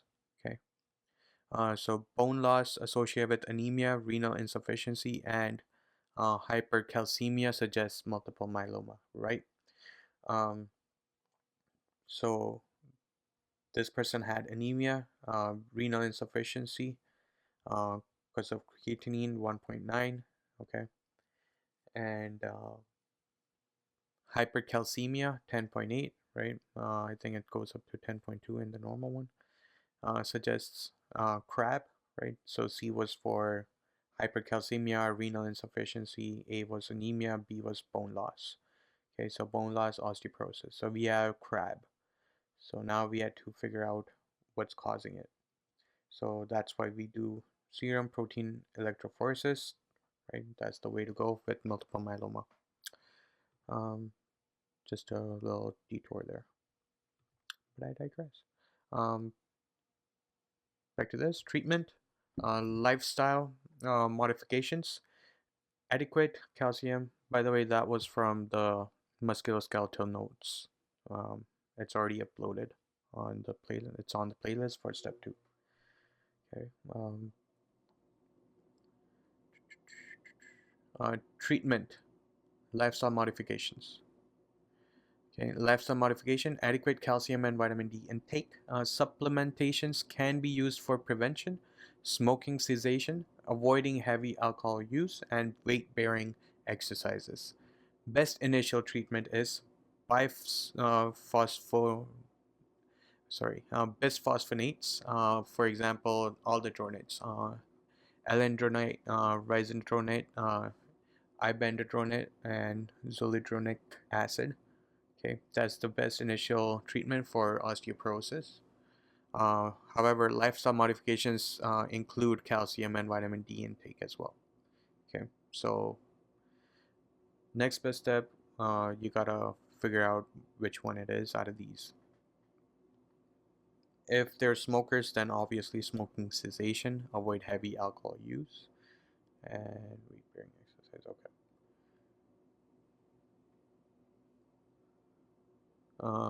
So yeah, bisphosphonates are used in the treatment of osteoporosis. Treatment also offered to individuals with osteopenia who have a high calculated osteoporotic fracture risk based on the FRAX calculator. Other medications include teriparatide, it's a PTH analog, okay, denosumab, a monoclonal antibody to Rankel. Okay, so I believe that's the ligand that sends the signal to osteoclasts. So antibody against that. Okay, so it prevents the breakdown of bone. And selective estrogen receptor modulators, for example, raloxifene. Okay, so raloxifene.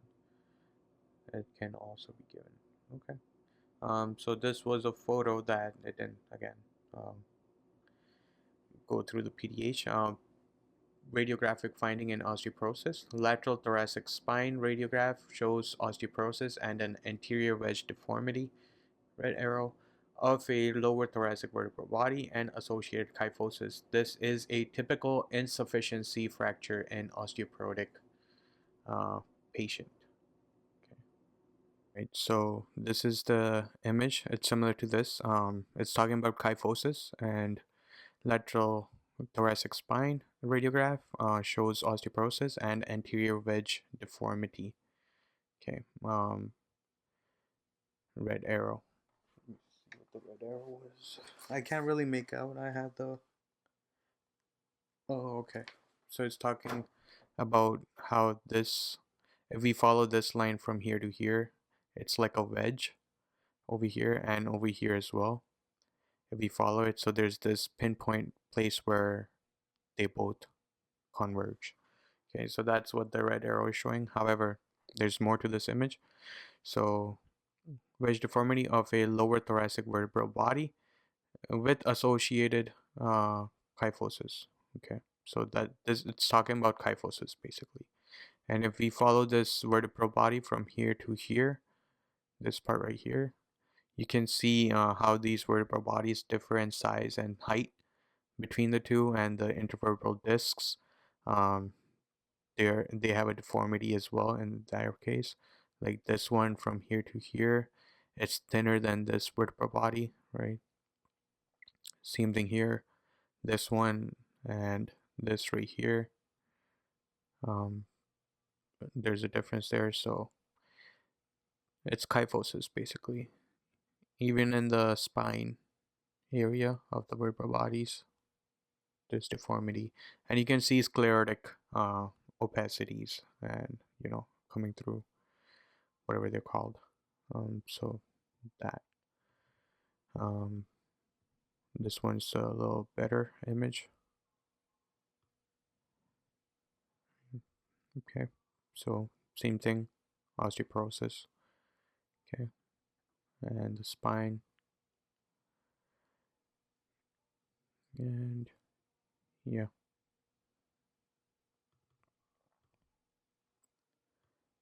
same thing here. Okay, vertebral bodies, osteoporosis, kyphosis, and all that stuff. Right. Moving on.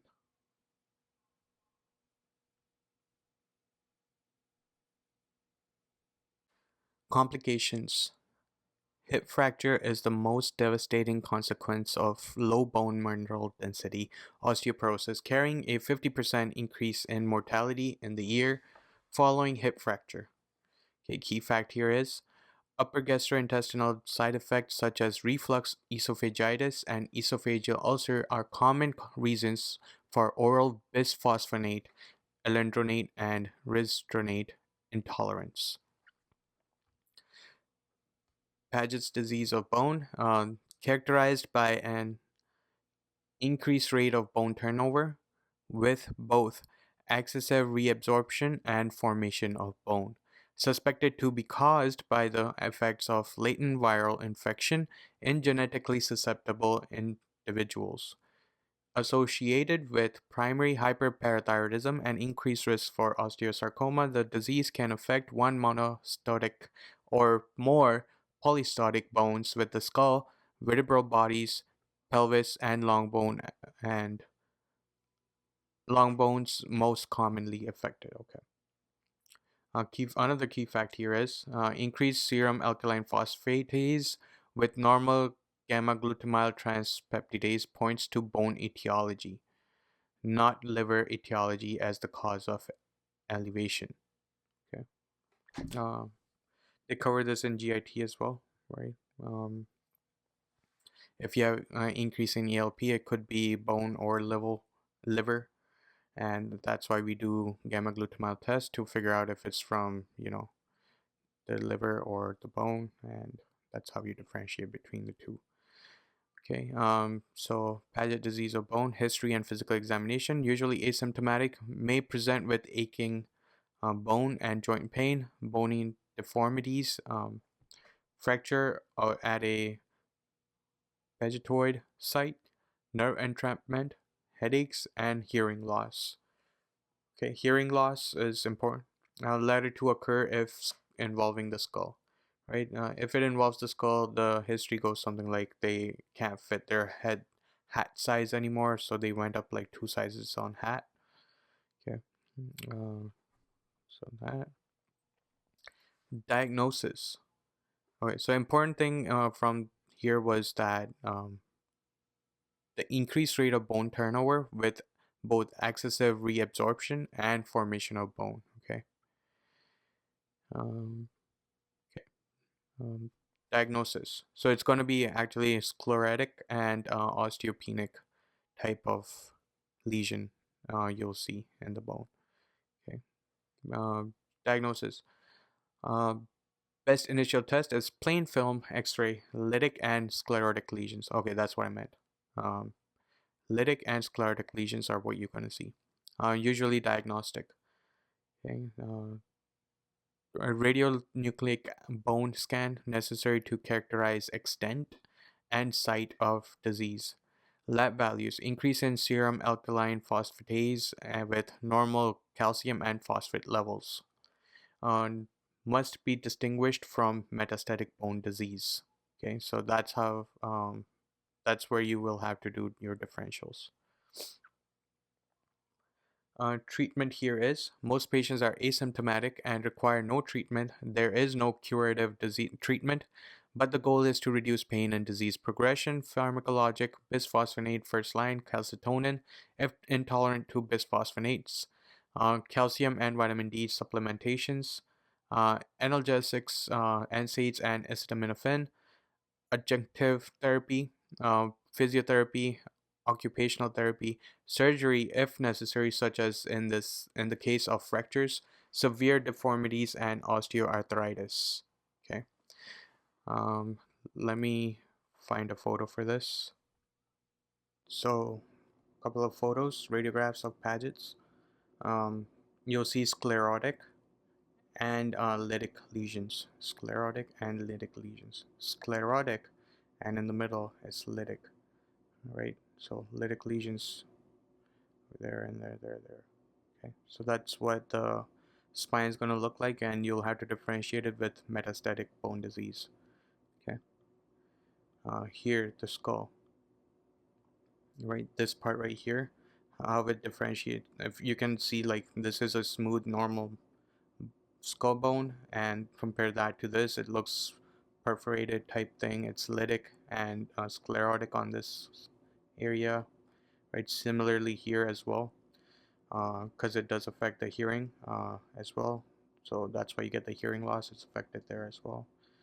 And you can see lytic lesions all over the skull, basically. But that's the most prominent one right there. Okay. Same thing here. You can see here, it's not like the others, right? So that's what it's showing. It's osteolytic area, osteoporosis, circumscripta, whatever. But here basically you see a lot of bone turnover in the scan. Okay. Here the finger, it's sclerotic, right? It's built up. Um, okay. And last one. This is sandwich vertebra. It's osteoporosis. Okay. Basically, it's showing that here it's sclerotic, and in the middle it's um, lytic, so it looks like a sandwich, ice cream sandwich, the chocolate bar with vanilla. Close that. Then you have whatever this is, I don't know. But here's the Paget's, where it's sclerotic, and here you have lytic lesion. Right. Okay. All right. Complications. Okay. So complications are osteoarthritis, pathologic fractures, high output cardiac failure from atrioventricular connections, and osteosarcoma up to 1%. Mnemonic here is symptoms and signs of Paget disease of bone. It's panics. Okay, panics, pain, arthralgia, nerve compression, neural deafness, increased bone density, cardiac failure, and skull involvement or sclerotic vertebrae. Another key fact is bone pain and hearing loss. Think Paget disease. Okay. Hyperparathyroidism. See figure this. For the effect of PTH on serum calcium and phosphate regulation. Not this one. It's probably some other one. Um, for a more thorough review of hypocalcemia and hypercalcemia, see the renal genitourinary chapter. Uh, Primary hyperparathyroidism. Okay, so these are the important ones. Primary hyperparathyroidism, in most cases 80%, are caused by single hyperfunctioning adenoma. Okay, with the rest 15% resulting from parathyroid hyperplasia, and rarely 5% of parathyroid carcinoma. Okay. Uh, okay, so it's just single functioning adenoma most of the time, or parathyroid hyperplasia, or parathyroid carcinoma. So it's basically anything to do with parathyroid. Okay, that's going to be primary hyperparathyroidism. Then there's secondary hyperparathyroidism, where you have a physiologic increase in PTH in response to renal insufficiency. Okay, so caused by decreased production of vitamin D, calcium deficiency, or vitamin D deficiency. Okay. Decreased production of 125 dihydroxyvitamin D, calcium deficiency, or vitamin D deficiency. Okay. Also, PTH is not excreted, so that's also going to cause secondary hyperparathyroidism. Then comes the, wait, not PTH, phosphate. Phosphate. Um, right? Because kidney's the one that excretes phosphate. Tertiary hyperparathyroidism. Seen in patients on dialysis with long-standing secondary hyperparathyroidism, which leads to hyperplasia of the parathyroid glands. When one or more of the glands become autonomous, tertiary hyperparathyroidism results. Okay, so again, it's seen in patients on dialysis with long-standing secondary hyperparathyroidism, which leads to hyperplasia of the parathyroid glands. When one or more of the glands become autonomous, so they don't respond to the feedbacks, tertiary hyperparathyroidism results. Okay, so it happens from people on dialysis.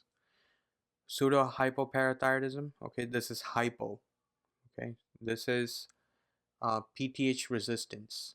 So no matter how much PTH there is, the body does not respond to it.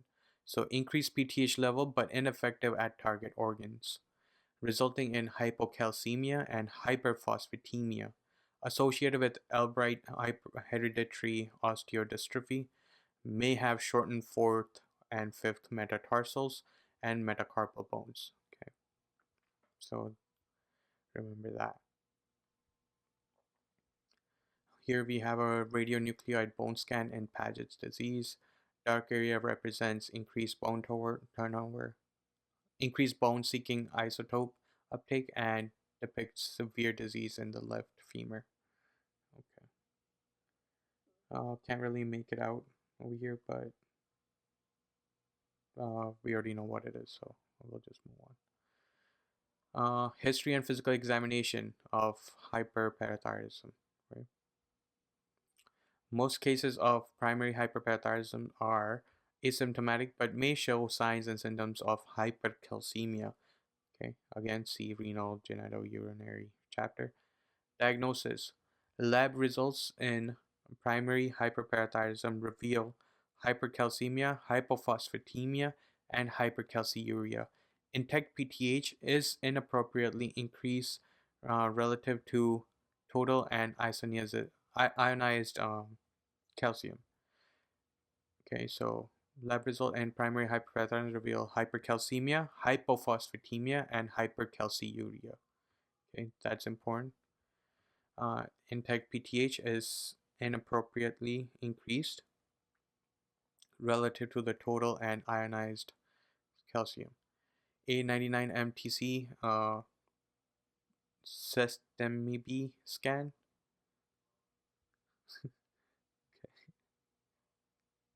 It sounds like the meme. Sesame come to Dubai. Habibi come to Okay. Sesame scan in conjunction with thyroid ultrasonography can help localize a solitary adenoma. DEXA may reveal low bone mineral density or frank osteoporosis in the distal radius or other sites. Renal imaging can look for nephrocalcinosis and nephrolithiasis. Okay. Treatment here is best initial treatment for acute hypercalcemia is IV fluids and calcitonin. Okay. Calcitonin is basically the opposite of PTH. So its function is opposite of that, where PTH demineralizes the bone. This one basically mineralizes it. It stops it. Okay. IV bisphosphonates suitable for long-term treatment. Okay. So IV bisphosphonates is suitable as well. Okay. Parathyroidectomy, if the patient is symptomatic or if certain criteria are met, increase in calcium largely, increase in creatinine, decrease in bone mineral density less than 50 years of age.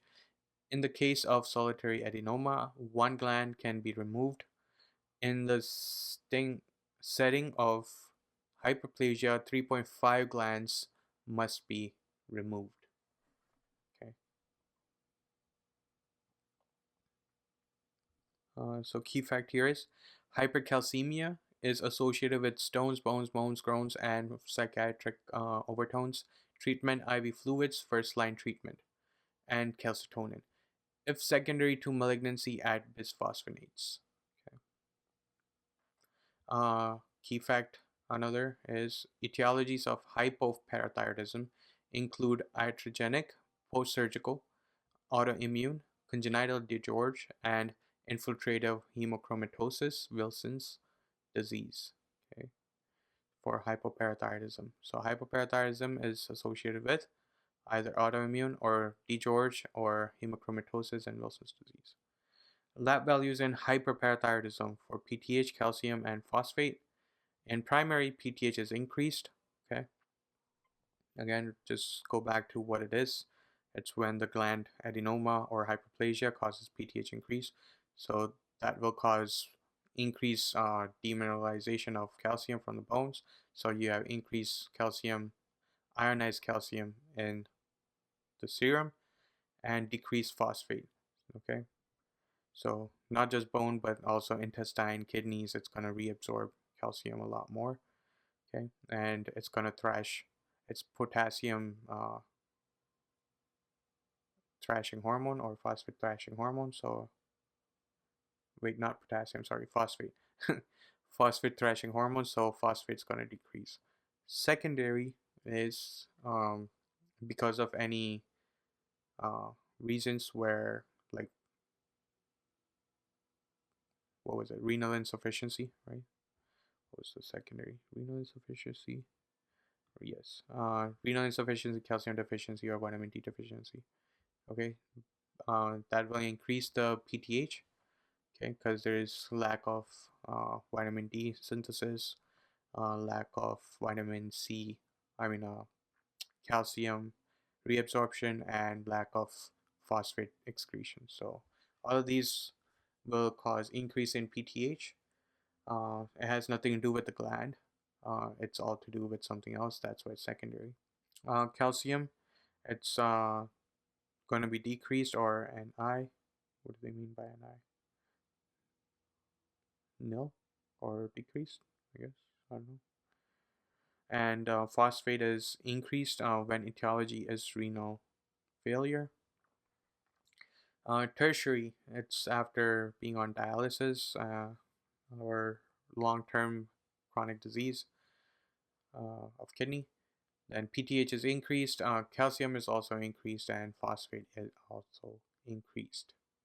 Okay. So this is when the parathyroid hormone, gland, becomes hyperplasia, has hyperplasia from synthesizing and releasing all the PTH for this long. So now it's because it's hyperplasia, even though it has the feedback of calcium and phosphate, it's still going to continue releasing PTH. Okay, so that's why you have increase in all three categories. Ectopic PTHRP, that's related peptide. PTH related peptide, right? It is a member of the PTH family and acts on the same PTH receptors. Some tumors, like breast and lung, produce PTHRP, causing hypercalcemia or malignancy. Okay, so ectopic PTHRP, it's gonna decrease the real PTH. Uh, will the real PTH please stand up? Please stand up. Calcium is increased, and phosphate, it's going to be normal or decreased. So treatment for hyperparathyroidism, back to that. In patients with chronic disease, kidney disease, oral phosphate binders, calcium salts, sevelamer, hydrochloride, and lanthanum carbonate, and restrictions of dietary phosphate intake to prevent secondary hyperparathyroidism. Okay, so basically what you would do anyways. Okay, sevelamer hydrochloride, I believe that's the one where it binds the phosphate. Oh, it tells you that it's oral phosphate binding. But this one binds it in the intestine, sevelamer. Okay, restriction of dietary phosphate basically. And then you have sinacalcet, a calcimimetic that acts to lower serum PTH levels, approved for use in hyperparathyroidism caused by renal failure or in patients who cannot undergo surgery. Okay, complications here are hyperparacalcemia is the most severe complication of primary hyperparathyroidism. Following parathyroidectomy, the physician should watch for hungry bone syndrome, severe and prolonged hypocalcemia caused by acute reversal of PTH, and increase in bone uptake of calcium, phosphate, and magnesium. Key fact here is hyperparathyroidism can be caused by ectopic PTH related peptide PTHRP production, particularly from carcinoma of the breast, lung, and headache and neck. Head, head and neck, not headache. Okay. Uh, Pituitary and hypothalamic disorder. Figure this illustrates the hypothalamic pituitary axis. The following sections outline the manner in which the components of the axis interacts with target organs in various pathologic states. Okay, I remember this from step 1. I remember from Kaplan as well. Okay. So it is known as deficiency of pituitary hormones. Hypopituitarism is the deficiency of anterior pituitary hormones. Okay. Which hormones are released by the posterior one? Do you remember? It was oxytocin and ADH. Okay. So yeah. Common causes include damage to pituitary gland, hypothalamus by surgery, radiation, mass lesions, tumors such as a non-functioning pituitary adenoma, craniopharyngioma, Sheehan syndrome. Okay. This is pituitary infarction seen in severe hemorrhage, classically in postpartum patients. I believe that's because during pregnancy, the demand from pituitary increases, but after delivery, the demand reduces. However, the gland itself is not, reduced. So um, there is lack of arterial blood supply, which causes, um, necrosis, type of necrosis, apoptosis, and all this stuff. So there's hemorrhage in the arteries and vessels, and that's what causes the pituitary infarction. Okay, pituitary apoplexy, hemorrhage, and infiltrative disorders, hemochromatosis, and infection. So here we have a nice little diagram. If you remember this, it solves most of the questions.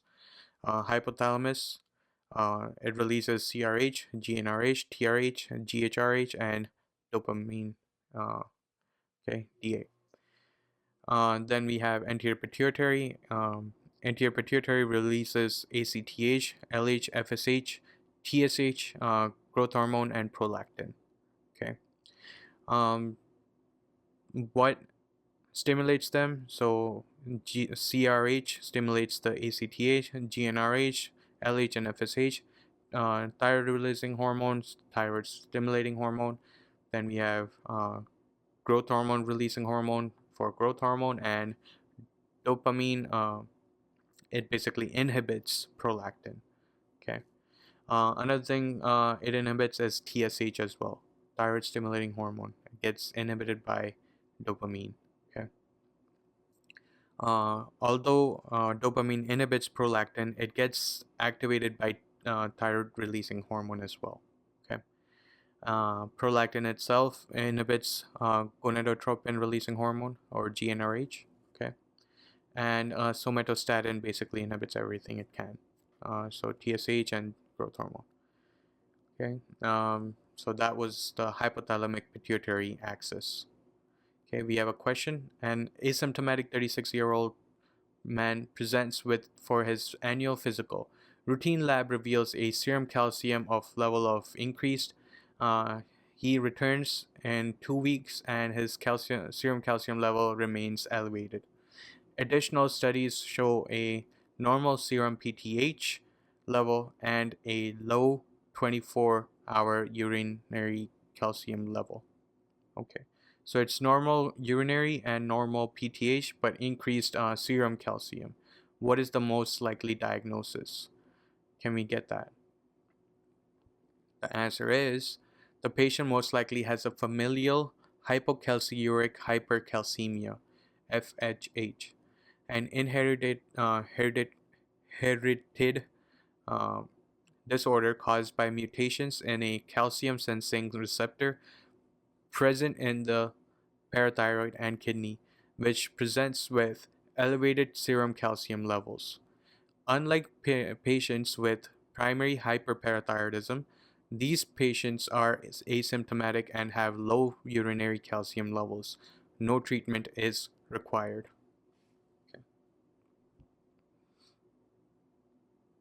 Okay, so unlike patients with primary hyperparathyroidism, these patients are asymptomatic and have low urinary calcium levels. So there's not that much risk of kidney stones.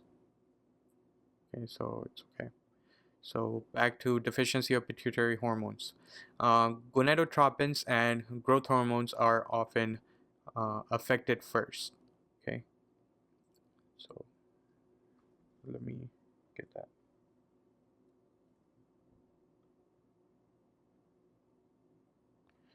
Okay, gonna just keep that here in case we need it. So gonadotropins and growth hormone are often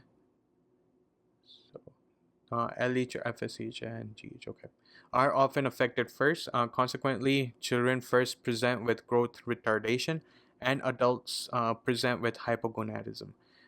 Pituitary hormone deficiencies include adrenocorticotropic hormone or ACTH deficiency, secondary hypothyroidism, growth hormone deficiency, gonadotropin deficiency, central diabetes insipidus, and prolactin deficiency. History and physical examination. See this table for a presentation of pituitary hormone deficiency.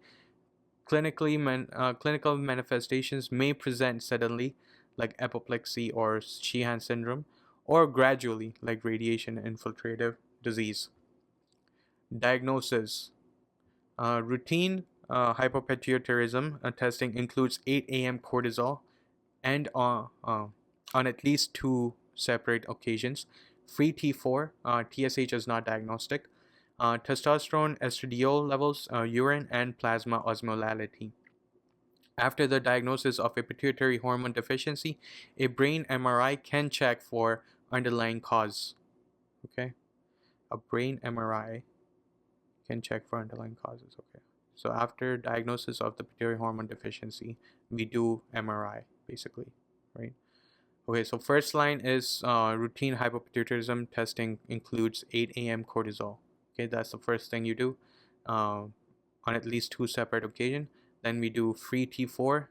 TSH is not diagnostic for hypopituitarism. Okay, so we do free T4, and then we do testosterone estradiol levels, urine, and plasma osmolality.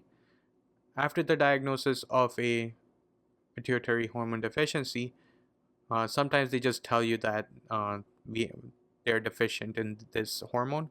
Um, then in that case, we just move on to MRI. Okay. Treatment here is hormone replacement therapy and treatment of the underlying disorder. Corresponding sections outline treatments of specific hormone deficiencies. Okay, so this is not needed. Basophilics and acidophils. Okay. Uh, Diabetes insipidus. Okay, so key fact for this is in patients with suspected DI, check serum and urine glucose to rule out diabetes mellitus. Okay. Inability to produce concentrated urine as a result of antidiuretic hormone ADH dysfunction, resulting in free water loss from the kidneys, right? So antidiuretic, so it inhibits the diuresis basically. So okay, so uh, antidiuretic hormone, right? So since you cannot reabsorb the water, it's gonna basically piss it out, and that's what dysfunction means. So it results in free water loss from the kidney. that they should be, reabsorbing. The two subtype of diabetes insipidus are as follows: central DI, ADH deficiency. The posterior pituitary gland fails to secrete ADH. Okay. Causes include tumor, ischemia, Sheehan syndrome, pituitary hemorrhage, traumatic brain injury. That's the important one. Another important one is infection.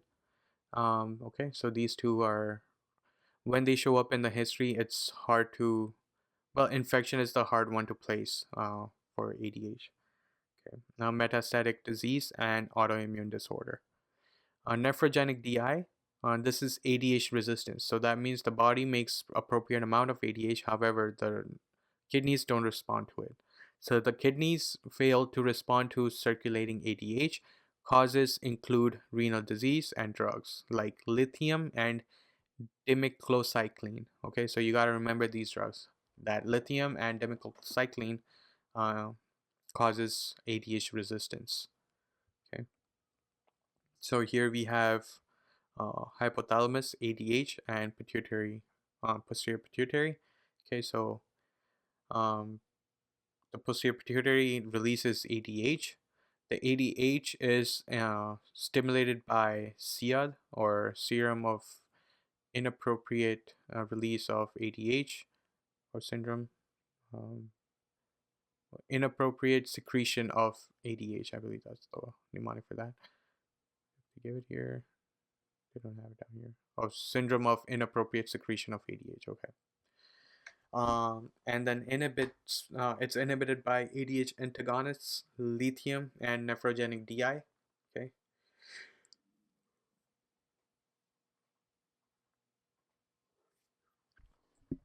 The ADH goes on to the kidneys, medullary collecting ducts, aquaporins channels, and increases urine osmolality and decreases urine volume. Okay, we're talking about ADH, not the deficiency.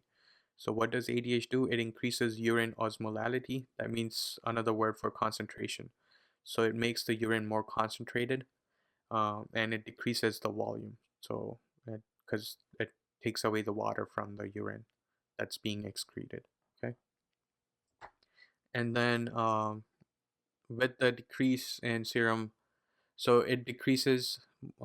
So since what it does to urine, it does the opposite to the serum, right? So decreases serum osmolality, so it makes it more less concentrated, sorry, and increases its serum volume. Okay, so when it has you know decreases osmolality, it inhibits the hypothalamus, so hypothalamus stops releasing ADH because we have enough water in the body. um, so increase in serum osmolality also activates the hypothalamus, or stimulates the hypothalamus for ADH release. Okay, so increase in serum osmolality, or another word for osmolality is concentration, right? So increase in serum concentration will cause, the body to respond to it. Central DI, that's ADH deficiency. So um, ADH deficiency is gonna inhibit AD hypothalamus.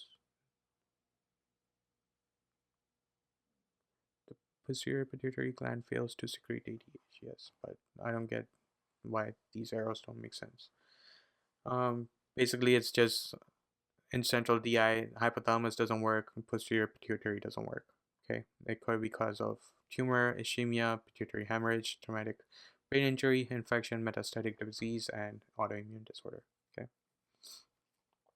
So the hypothalamic pituitary axis, diabetes insipidus, in central DI, ADH is not secreted from the posterior hypothalamus. In nephrogenic DI, ADH is secreted from the posterior hypothalamus, but in an organ effects at the kidney are blocked.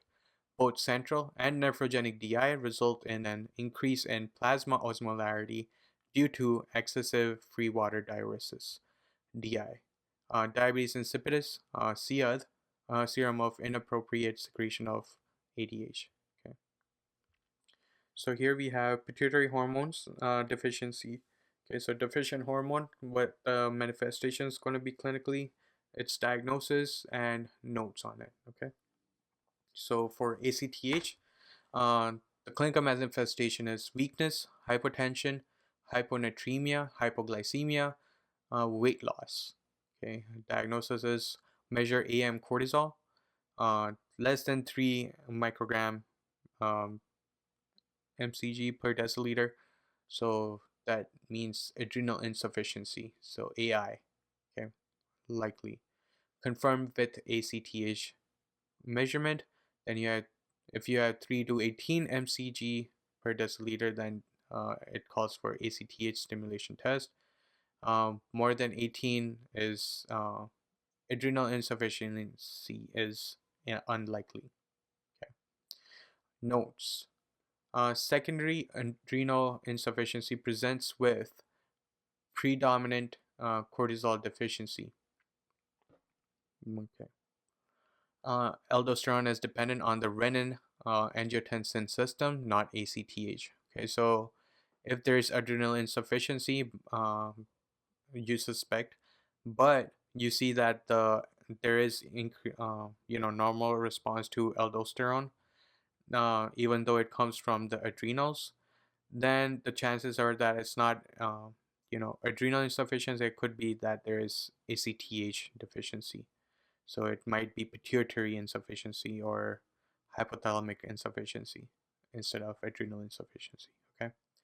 Why? Because aldosterone depends on the renin angiotensin system and not ACTH. No hyperpigmentation versus primary adrenal insufficiency. Okay.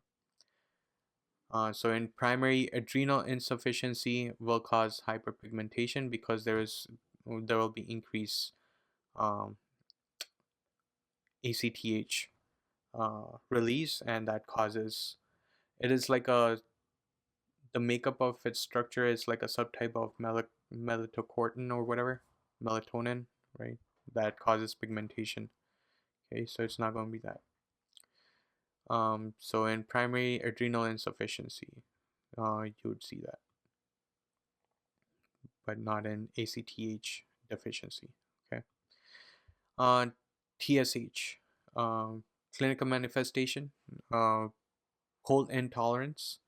Okay, so thyroid stimulating hormone, so everything that's hypothyroidism basically. Uh, Cold intolerance, lethargy, constipation, dry skin, delayed deep tendon reflex relaxation, and weight gain. Okay, diagnosis is going to be free T4. So TSH is not diagnostic here. For TSH, okay, we're not doing hypothyroidism. We're doing checking for TSH. So we're going to check for free T4. TSH is not diagnostic.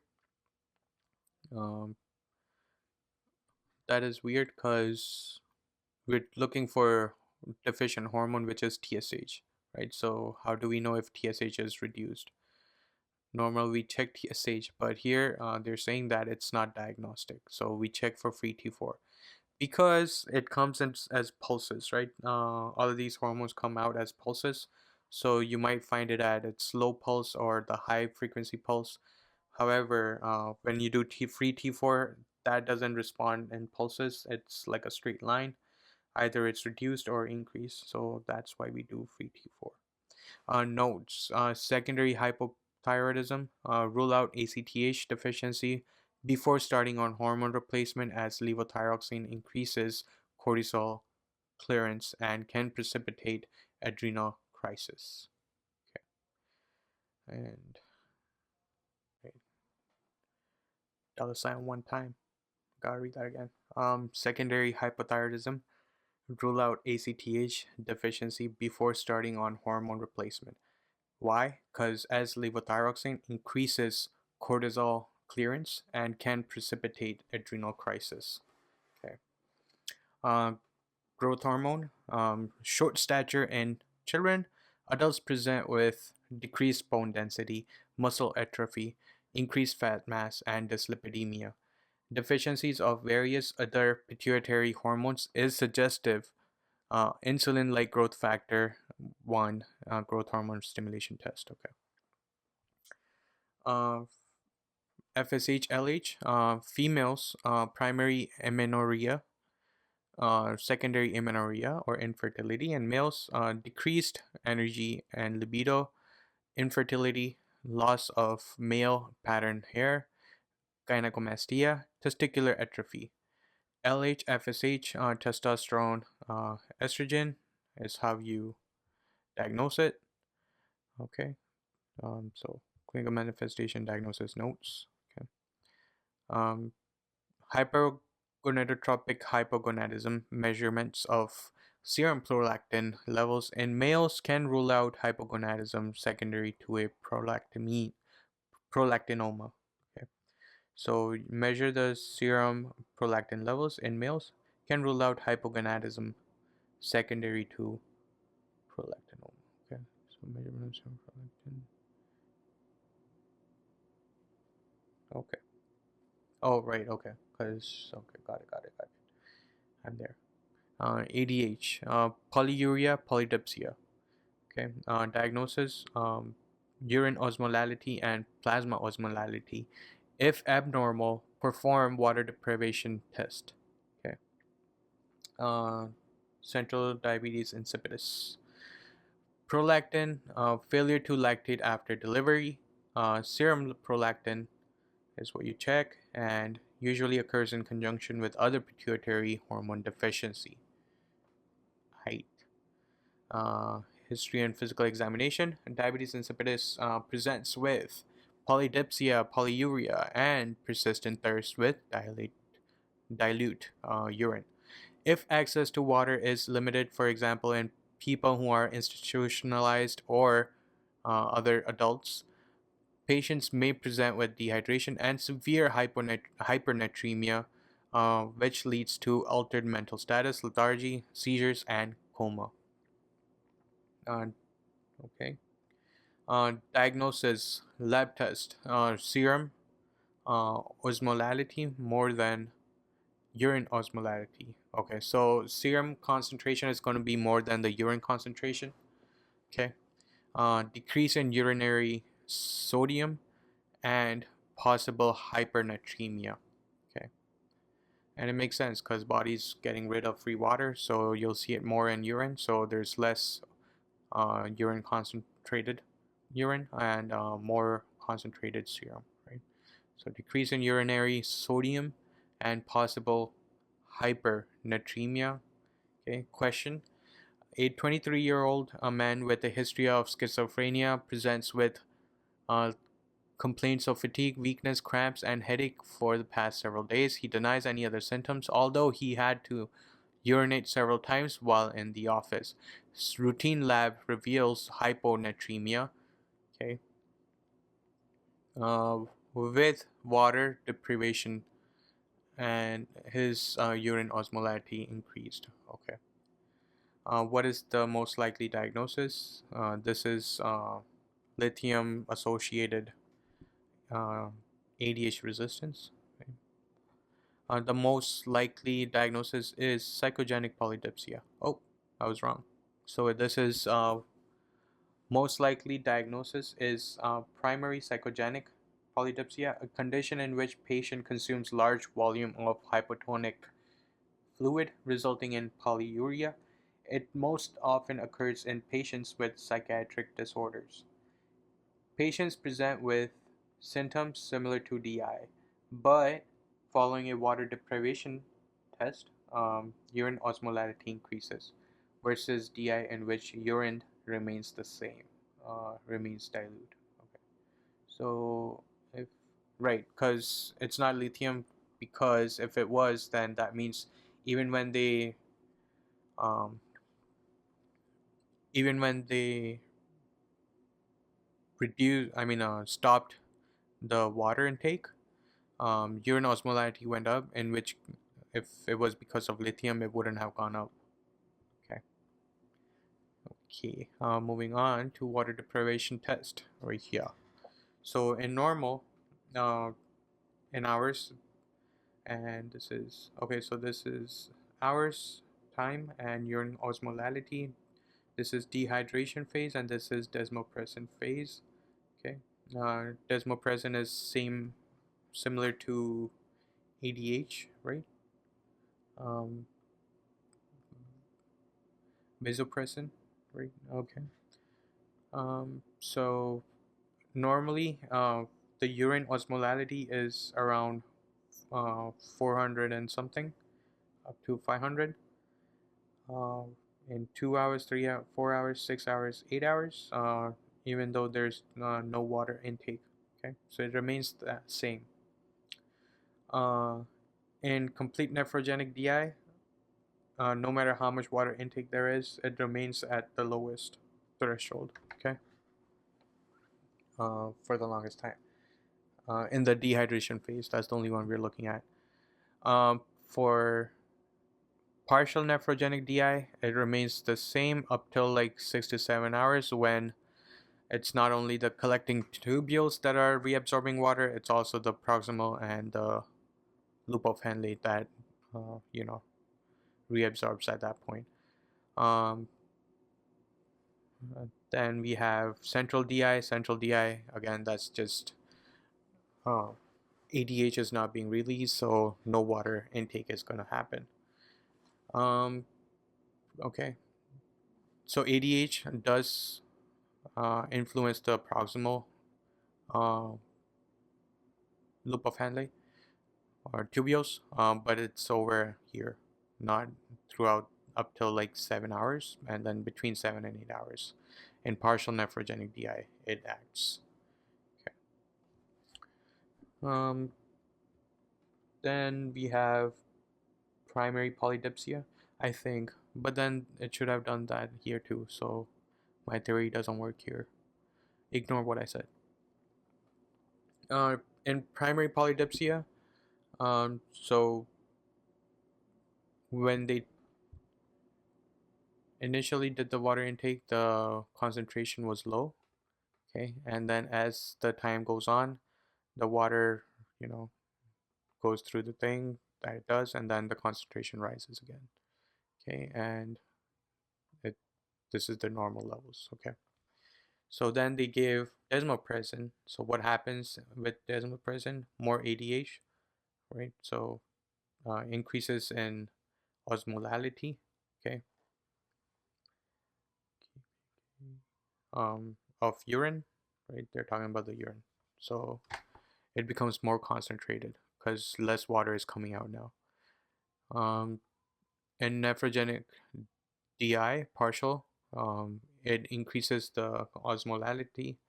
Okay, primary polydipsia also, it increases up to a certain place after desmopressin, and then for central DI, it really increases it because it's basically giving it ADH at this point that the body was deficit of.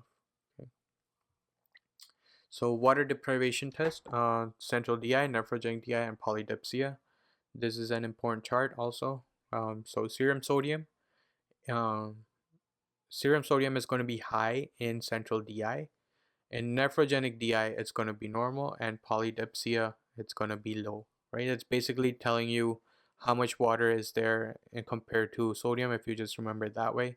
In central DI, there is no water, then there's high salt. In nephrogenic DI, there is normal amount of water and salt. Nephrogenic DI, ADH, right? Um, that's this one, nephrogenic DI. So it's low for the urine because why? Hold on.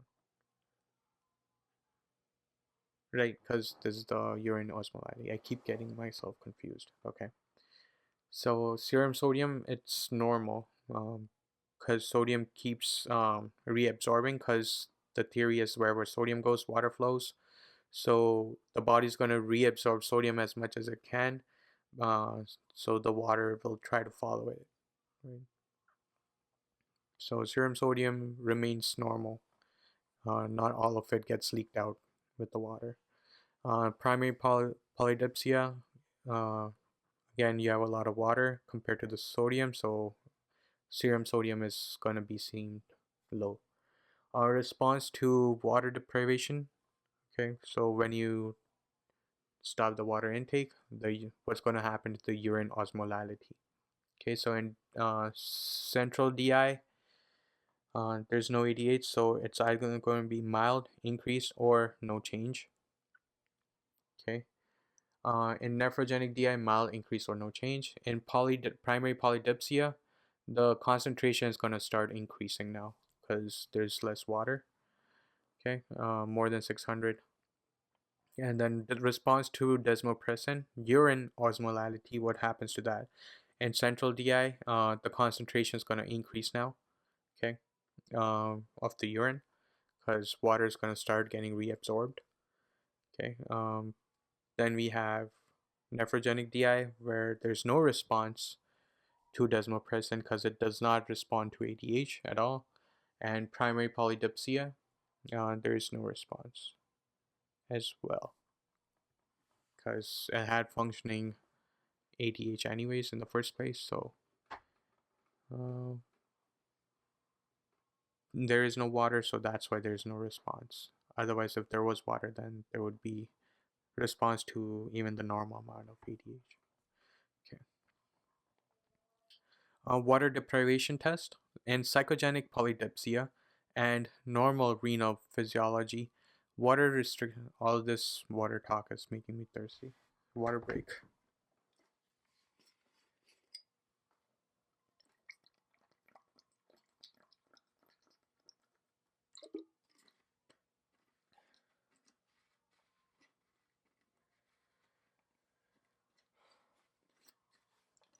Okay. Water deprivation test. In psychogenic polydipsia and normal renal physiology, water restriction will lead to more concentrated urine. In central and nephrogenic DI, patients excrete a high volume of inappropriately dilute urine. Desmopressin acetate replacement test, also known as vasopressin, a synthetic analog of ADH. In central DI, decrease urine output and increase urine osmolality by 50% to 100%. Okay, so urine concentration is going to increase and urine output is going to decrease in central DI after you give ADH. Okay, because the body was deprived of ADH and now it has it. In nephrogenic DI, no effect on urine output or urine osmolality. MRI may show a pituitary or hypothalamic mass in central DI. Treatment. Treatment of underlying cause. Central DI, administration of desmopressin intravenously, intranasally, or orally. Nephrogenic DI, salt restriction, hydrochlorothiazide, amiloride, low protein diet in adults. Excess of pituitary hormones, acromegaly. Elevated growth hormone levels in adults, most commonly caused by a benign pituitary growth hormone secreting adenoma. Um, Children with excess growth hormone production presents with gigantism. Okay. So here we have GHRH, growth hormone releasing hormone, going to pituitary, releases growth hormone, goes to uh, the liver, muscles, uh, fat cells, and bone. And what does it do? It releases IGF-1. Um, I remember IGF-1. I don't know if they talk about it or not in diagnosis. Yeah. So in diagnosis, IGF-1 is the one we do and not growth hormone. Why? Again, it's the same thing. Uh, it does a pulsatile wave growth hormone, right? So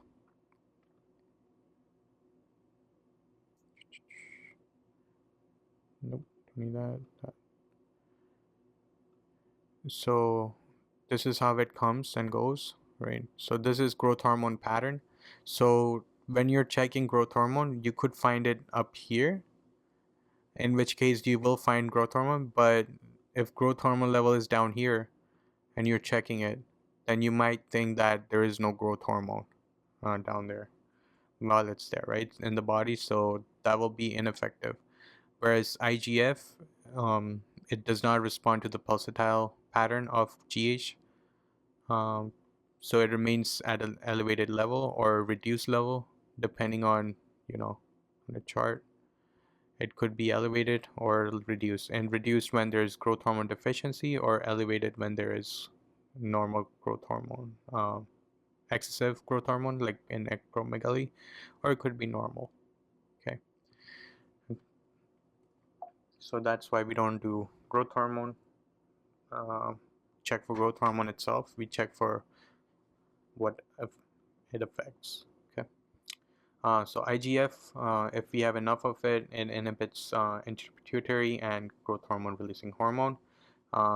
Anti-pituitary is also inhibited by somatostatin, and GHRH is inhibited by aging, obesity, and hyperglycemia. It's influenced by sleep, hypoglycemia, stress, pituitary, and puberty and exercise. Okay, so I believe when they say stress, it's not the stress the one you get from doing USMLE steps. It's from like uh, exercise stress and all that stuff. So something that makes you, it stresses your body out. Okay, that's gonna cause increase in growth hormone release. Um, Growth hormone itself also inhibits anti-pituitary and hypothalamus. Okay, and what does growth hormone do? So growth hormone, it increases the amino acid uptake, protein synthesis, DNA and RNA synthesis, chondroitin sulfate, collagen, cell size and number. For muscles, it's amino acid uptake and protein synthesis, and in fat cells, glucose uptake and lipolysis. Okay.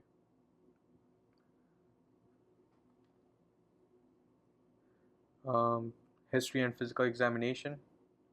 Pituitary adenoma may cause headache, cranial nerve defects, and bitemporal hemianosmia due to compression of the optic chiasm. Okay.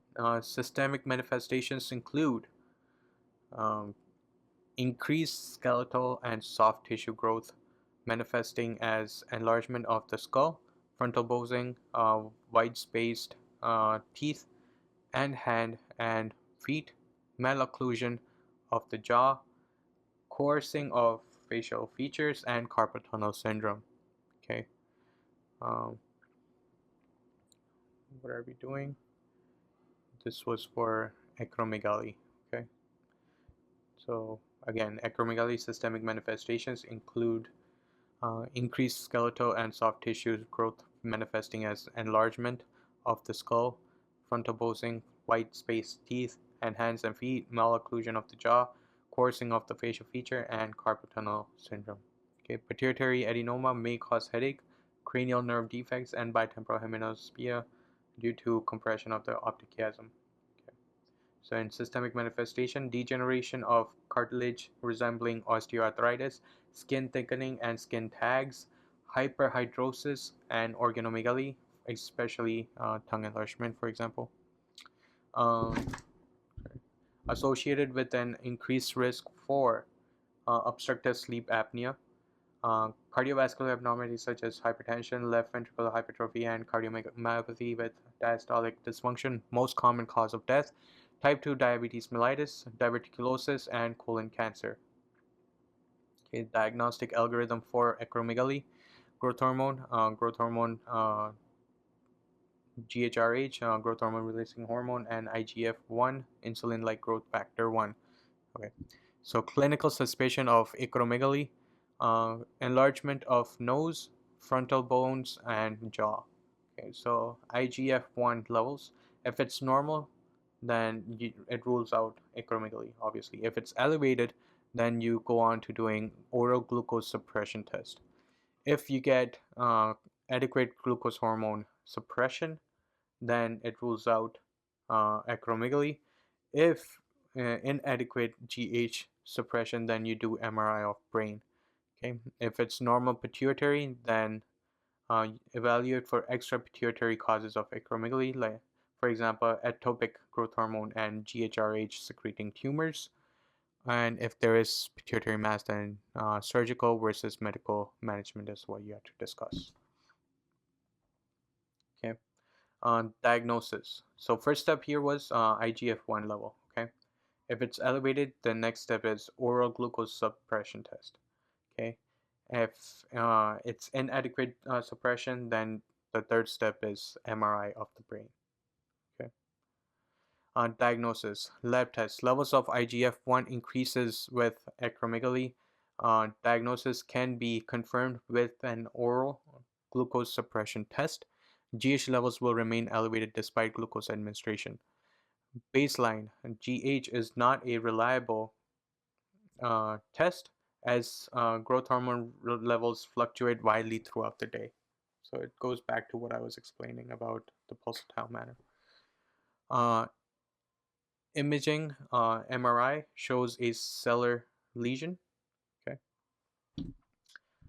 Okay. Treatment, surgery, transsphenoidal surgical resection, medical therapy, octreotide, octreotide or lenalidomide. This is somatostatin analogs to suppress growth hormone secretion. Pigments a growth hormone receptor antagonist to block the peripheral actions of growth hormone, and radiation, effective when surgical and medical therapies fail. Okay, key fact here is measurement of IGF-1 levels, not growth hormone levels, can confirm acromegaly. So we already spent enough time to know that, so remember that. Hyperprolactinemia. Hyperprolactinemia refers to the elevated protein prolactin levels most commonly caused by pituitary adenoma. Okay, prolactinoma is the most common functioning pituitary tumor. Other causes include physiologic ones like pregnancy or lactation. Okay. Pituitary stalks compression from other masses, for example, craniopharyngioma, meningioma, non-secreting pituitary tumor, hypothalamic dysfunction drugs, for example, dopamine antagonists, SSRIs, and systemic conditions such as renal failure, cirrhosis, and hypothyroidism. Okay. Key fact here is rule out pregnancy in all cases of hyperprolactinemia. Okay. History and physical examination. Elevated prolactin inhibits GnRH secretion and consequently lowers the LH and FSH secretion, manifesting as infertility, galactorrhea, gynecomastia, impotence, and amenorrhea, and also hypogonadism in males. Bitemporal hemianosmia may also be uh, present. Also gynecomastia in males as well. Okay. Um, and galactorrhea as well in male. So if there's, breast milk in men, then chances are they have prolactinoma. Okay. Bitemporal hemianosmia may also be present. Diagnosis: serum prolactin level is typically more than 200 ng per ml. A pregnancy test to exclude pregnancy. Okay. And MRI shows a sellar lesion. Here we have the hypothalamic anterior pituitary axis, hypophyseal portal system, prolactin regulation, uh, ANS, autonomic nervous system, FSHs, that. We know these, okay. Stimuli. Uh, Stimuli is here, and then we have medication, chest wall injury via ANS, nipple stimulation, sight or cry of the baby. All of these will inhibit dopamine. Then we have primary hypothyroidism. Okay, so that will activate the TRH, and pregnancy and estrogen will activate the prolactin. Okay, so stimuli, hypothalamus, dopamine gets inhibited by medication, chest wall injury via ANS, nipple stimulation, um, sight or cry of the baby. Okay, all of these will inhibit dopamine. So when dopamine is inhibited, it cannot inhibit prolactin anymore. So prolactin it's prolactation, right? So you want milk, and when the baby requires milk, it's gonna cry and I'll stimulate the nipple, you know. So that's what that's basically what causes prolactin to release. Okay. whereas dopamine itself, it inhibits prolactin. Okay, so to inhibit prolactin, all of these things like medication, chest wall injury, and all that will inhibit the dopamine. So when that does that, prolactin gets released. When there's enough prolactin in the system, then it's gonna activate dopamine as well to inhibit itself. Okay, so that's why it goes back up to the dopamine over there. Prolactin itself inhibits the gonadal axis. Okay, um, so GnRH. Prolactin reduces LH, FSH, and all that stuff as well. Okay, another form of prolactin activation is TRH, thyroid releasing hormone.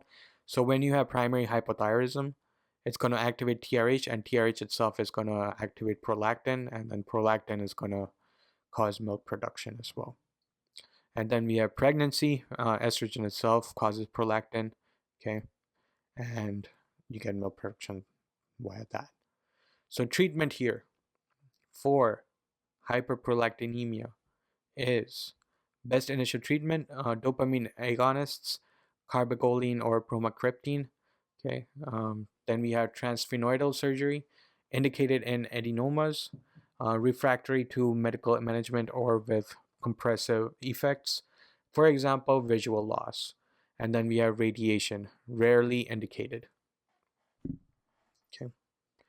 So transsphenoidal surgery indicated in adenomas, refractory to medical management and or with compressive effects like visual loss. Cool, cool, cool. Okay, serum of inappropriate antidiuretic hormone secretion. Sorry. Syndrome of inappropriate antidiuretic hormone secretion is a common cause of euvolemic hyponatremia that results from the persistent ADH release independent of serum osmolality. Okay.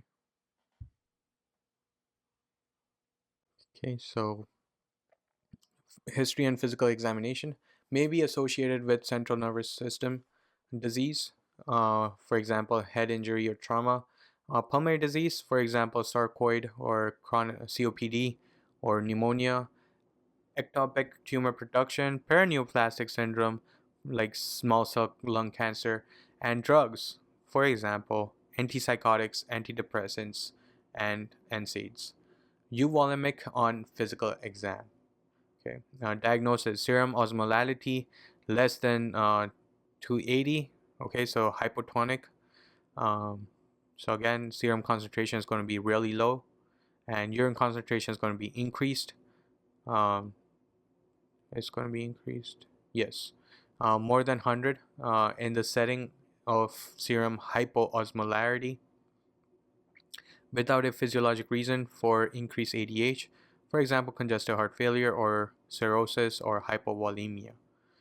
Urine sodium levels often more than 40 or more. Okay.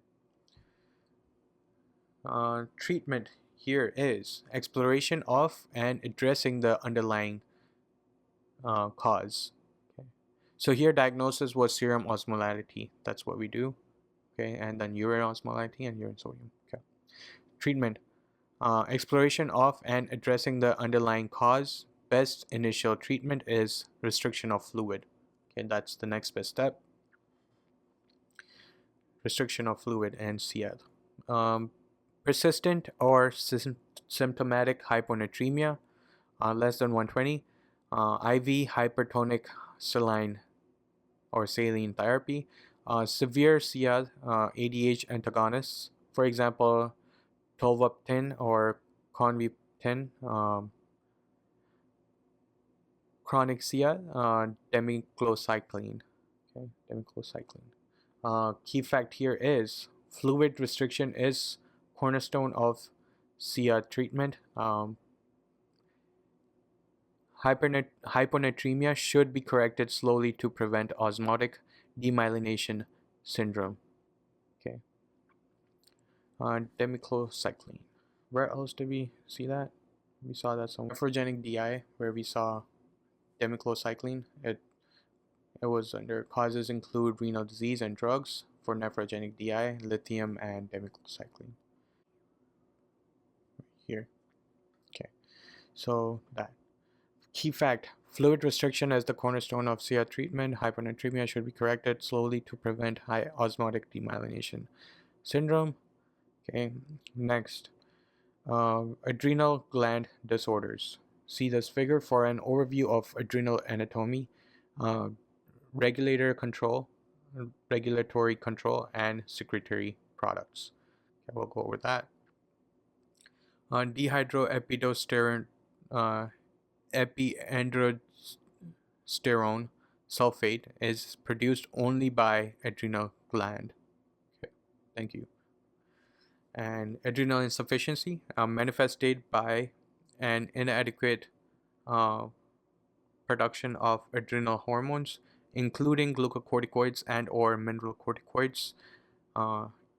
AI may be not artificial intelligence, that's adrenal insufficiency. Adrenal insufficiency may be primary, secondary, or tertiary. Etiologies are as follows. In primary, in United States, most commonly caused by autoimmune adrenal cortical destruction. It's called Addison's disease. Okay. Other causes include infections like TB, HIV, and histoplasmosis. Okay. Now, congenital enzyme deficiencies and adrenal hemorrhage, like Waterhouse-Friderichsen syndrome from Neisseria meningitis. Okay. Secondary or tertiary causes is caused by decreased ACTH production by the pituitary gland, secondary, or decrease in CRH, corticotropin releasing hormone production by the hypothalamus, tertiary. Most often caused by cessation of long-term glucocorticoid treatment, uh, often with higher doses and longer duration of therapy. Key factor here is primary adrenal insufficiency is associated with increased skin pigmentation, decrease in glucocorticoids, and decrease in mineralocorticoid. Secondary adrenal insufficiency is associated with decrease in glucocorticoids and does not have skin pigmentation or hyperkalemia. Okay, so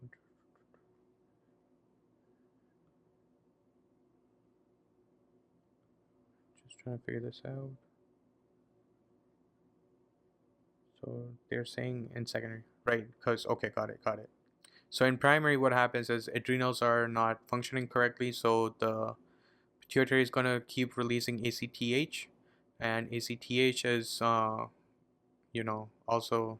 the same area where ACTH is released from, also what is it called? Not melatonin, but the pigment one, melanin, right? So melanin, whatever the subunit of that is, gets released from there. So that's the one that causes pigmentation. Okay. So in primary, you're going to get a lot more of that. But in secondary, it's where there's pituitary insufficiency. So when there's that, you will have decreased ACTH production and decrease in CRH as well. But you won't have the pigmentation in that case. Uh, okay, so let's go through history and physical examination. Most symptoms are non-specific. Common concerns include weakness, fatigue, anorexia with weight loss, and GI complaints, for example, nausea and abdominal pain. Hyperpigmentation caused by increase in ACTH secretion and non-anion gap. Metabolic acidosis caused by decrease in aldosterone occurs in primary adrenal insufficiency. Hyperpigmentation is not seen in secondary or tertiary adrenal insufficiency due to decrease in ACTH secretion. Hypotension, confusion, and coma are seen in acute adrenal crisis, for example, stopping long-term steroids. Okay. Hypotension, confusion, and coma are seen in acute adrenal crisis, for example, stopping long-term steroids. Okay. So weakness, fatigue, anorexia with weight loss, and GI complaints. Okay. Mnemonic, the four S's, the four S's of adrenal crisis management are salt 0.9% saline or saline, steroids, IV hydrocortisone, and as for support, hemodynamic or glucose, and search for the underlying illness. Okay, so salt, steroid, support, and search. Salt, steroid, support, and search. Salt, steroid, support, search. Okay, remember that for the next best step. Okay, diagnosis, lab test, hypoglycemia, electrolyte imbalance, 8 a.m. plasma cortisol level and ACTH levels, and 8 a.m. plasma cortisol level less than 3 in the absence of exogenous glucocorticoid administration is diagnostic of AI. In morning, cortisol levels are non-diagnostic. If morning cortisol levels are non-diagnostic, the test of choice is synthetic ACTH stimulation or concentropin test. Okay. Failure of, so remember that ACTH stimulation test, you will remember that, but then you will remember that it's called concentropin as well, and that's going to be in the option. Okay, so they'll be like, this patient went under morning cortisol levels, but it's not diagnostic. What's the next best step? Concentropin test. Okay, failure of cortisol is to rise. Failure to cortisol to raise above 20 following ACTH administration confirms the diagnosis. Okay, so just remember the way it functions, right? You have ACTH up here. Let me just draw that here.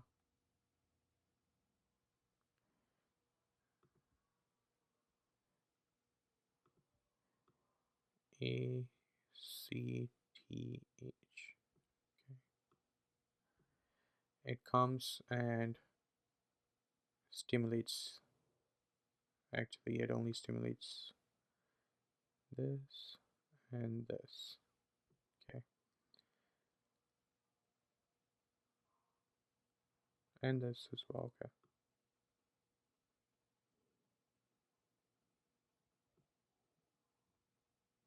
Not this. Sorry. Okay, that was wrong. Let me do that again. So it stimulates the fasciculata and zona reticularis. Okay. The zona glomerulosa gets regulated by angiotensin. Okay. GFR. Right. GFR. The deeper it gets, the sweeter it gets. Okay. That's how they did it in step 1. Mnemonic from 2021, I want to say. It was there. I don't think it's there anymore. But okay, so lab diagnosis again, hypoglycemia, electrolyte imbalance, and all that. Okay, that's not part of this. Overview of adrenal anatomy, regulatory control, and secretory products. Okay, so the way you do this is, oh, that's not what I'm looking at. Oh, they don't have that nice little chart. Let me go grab that from step 1. Was the chart I was talking about? Right, it's similar to this, but this one's much more elaborate. So ACTH comes and well, yeah, so it comes and stimulates the cortisol desmolase, and then cortisol desmolase with help of cholesterol goes on to produce pregnenolone, which is in glomerulosa. Okay, so the G in GFR. Okay, so zona glomerulosa is associated with is responsible for the mineralocorticoids. Okay, the fasciculata it's responsible for glucocorticoids, and zona reticularis is responsible for the androgens. Okay, similar to this. Okay, so this is just a little recap. 17 alpha hydroxylase is required for pregnenolone to make, cortisol up here, progesterone to make cortisol as well. From there, you need 21 hydroxylation to make 11 deoxycorticosterone and 11 deoxycortisol, and you need 11B hydroxylation to make corticosterone and cortisol, and you need aldosterone synthase to make aldosterone. Okay, aldosterone synthase is the one that's stimulated by angiotensin 2. Ketoconazole, spironolactone, and abiraterone, they inhibit the 17 alpha hydroxylase. Okay, and anastrozole or letrozole, I can't read that, and exemestane, they all inhibit aromatase. Okay, aromatase is responsible of the conversion between androstenedione or testosterone to estrone and estradiol, and 5-alpha reductase is inhibited by finasteride. Okay, it makes DHT from testosterone. Okay, that is there, and then we move on to the next. Okay, so here we have histology, zona glomerulosa, fasciculata, and reticularis, and then we have medulla with the chromaffin cells.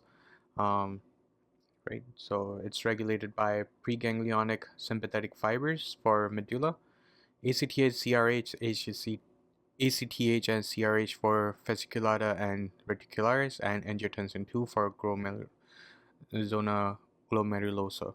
Okay, produced are uh, the aldosterone, cortisol, and the sex hormone. Okay, and then for medulla, it makes it's the catecholamines, epi and NE, epinephrine and the norepinephrine. On lab findings in adrenal insufficiency, and for cortisol, aldosterone, ACTH, sodium, and potassium. In primary adrenal insufficiency, you'll have decrease in cortisol, aldosterone, ACTH, sodium, sorry, decrease in cortisol and aldosterone, but increase in ACTH because that comes from the pituitary. Sodium, however, it's going to be reduced because we don't have aldosterone, and potassium is going to be increased again because aldosterone is not there. Okay, and then we have secondary, tertiary adrenal insufficiency, in which case cortisol is going to be low, but aldosterone is going to be normal. ACTH is going to be decreased. Okay, sodium is going to be normal because aldosterone is normal, and potassium is also going to be normal because not normal, but normal functioning, right? That's it. So key fact here is do not delay the administration of steroid for diagnostic testing in a patient with suspected AI. Okay, so just shoot them up with steroids. Treatment, primary, glucocorticoid and mineralocorticoid replacement. If it's secondary, then only glucocorticoid replacement necessary. Mineralocorticoid production is not ACTH dependent. Okay. Acute adrenal crisis, IV steroids. Okay. Correction of electrolyte abnormalities.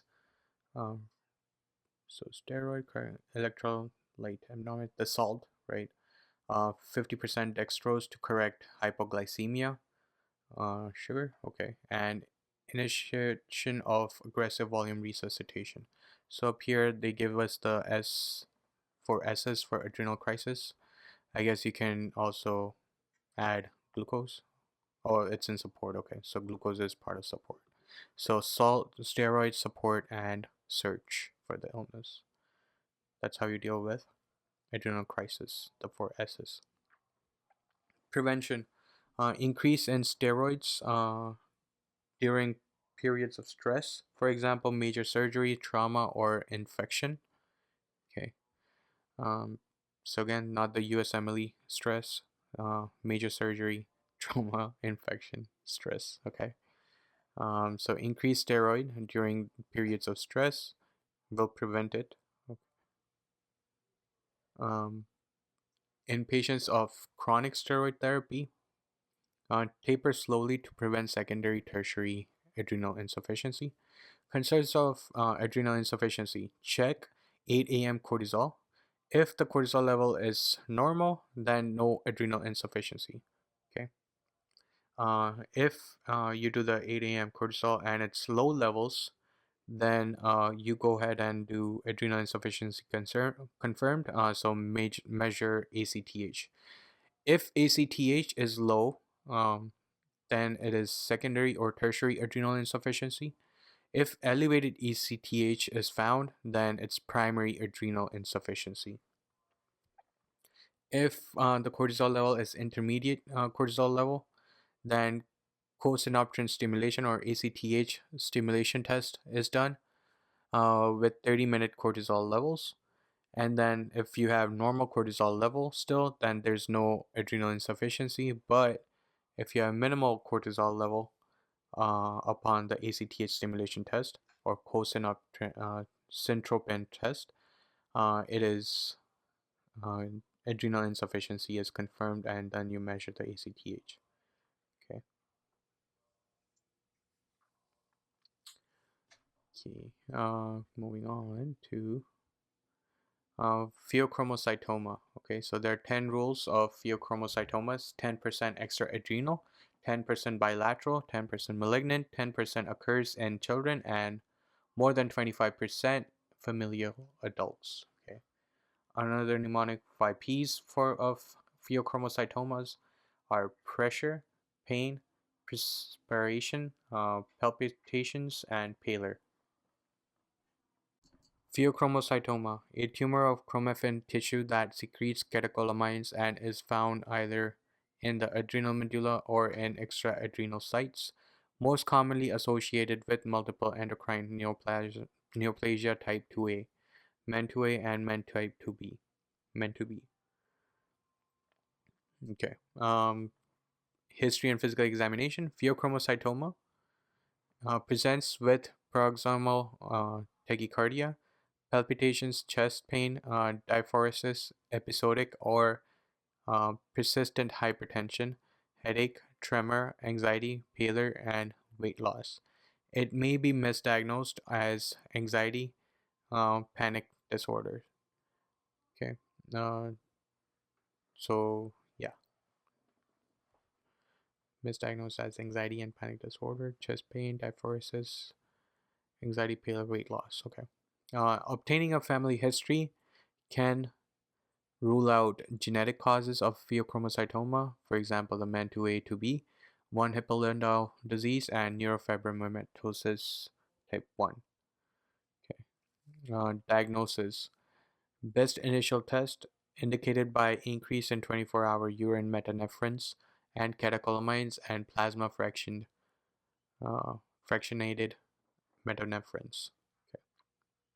Helpful labs are hyperglycemia with or without polycythemia if EPO secreted, imaging only after labs, CT or MRI of adrenal glands, a nuclear meta-iodobenzyl guanidine scan can localize extra adrenal lesions and metastatic disease. Okay, so best initial test is indicated by 24-hour urine metanephrines and catecholamines. Okay. So it is a tumor or chromaffin tissue, right? We looked up here. Chromaffin cells make catecholamines, epinephrine, and norepinephrine's. Okay, so it is found and either in adrenal medulla or extra adrenal sites. Okay, most commonly associated with men. 2A, 2B. Okay, so metanephrines and catecholamines. So metanephrines, I believe that's like the byproduct of breakdown of the epinephrine and norepinephrine. So we can pick that out from the serum or plasma fractionated metanephrines. Okay. And another one we do is hyperglycemia with or without the polycythemia if EPO is secreted. Imaging only after labs. So we only do that after the lab work. CT or MRI of adrenal glands. Okay, a nuclear or MIBG scan can localize extraadrenal lesions and metastatic disease. So how do we treat it? Surgical resection. Preoperatively, first alpha adrenergic blockade to control hypertension, right? Because it's going to start releasing all these catecholamines. Followed by beta blockade to control tachycardia. Beta blockade should never be given first, as unopposed alpha adrenergic mediated vasoconstriction can lead to severe hypertension. If bilateral adrenalectomy, uh, corticosteroids to prevent acute adrenal insufficiency should be given, okay, or is given. Key fact here is in pheochromocytoma, administration of alpha blocker should occur before beta blocker to prevent hypertensive crisis. Okay, and here we have an image of pheochromocytoma. This shows MRI showing left suprarenal mass. B is pheochromocytoma post-surgical resection. Okay, uh, Cushing syndrome. Cushing syndrome is caused by elevated serum cortisol level, and it most frequently develops secondary to prolonged treatment with exogenous corticosteroids. The most common endogenous cause is hypersecretion of ACTH from a pituitary adenoma known as Cushing disease. Other endogenous causes include excess adrenal secretion of cortisol, for example, bilateral adrenal hyperplasia, adrenal adenoma, adrenal cancer, and ectopic ACTH production from an occult neoplasm, for example, carcinoid tumor, medullary thyroid cancer, or small cell lung cancer. Okay, so basically elevated serum cortisol level, okay, most frequently secondary to prolonged treatment with exogenous corticosteroids. What will it look like? Okay, before that, let's talk about the hypothalamic anterior pituitary axis for Cushing syndrome. So we have hypothalamus that releases CRH, uh, okay, cortisol releasing hormone. So then anterior pituitary will release the ACTH, okay, adrenocorticotropic hormone, okay, and then the MSH. MSH is the one I keep calling like melatonin or melanin, subunit of melanin, right? It is melanocyte stimulation hormone, okay? So it stimulates the melanocytes. MSH. It comes from the same precursor, which is propiomelaanocortin. Okay. So you have ACTH. It stimulates the adrenals.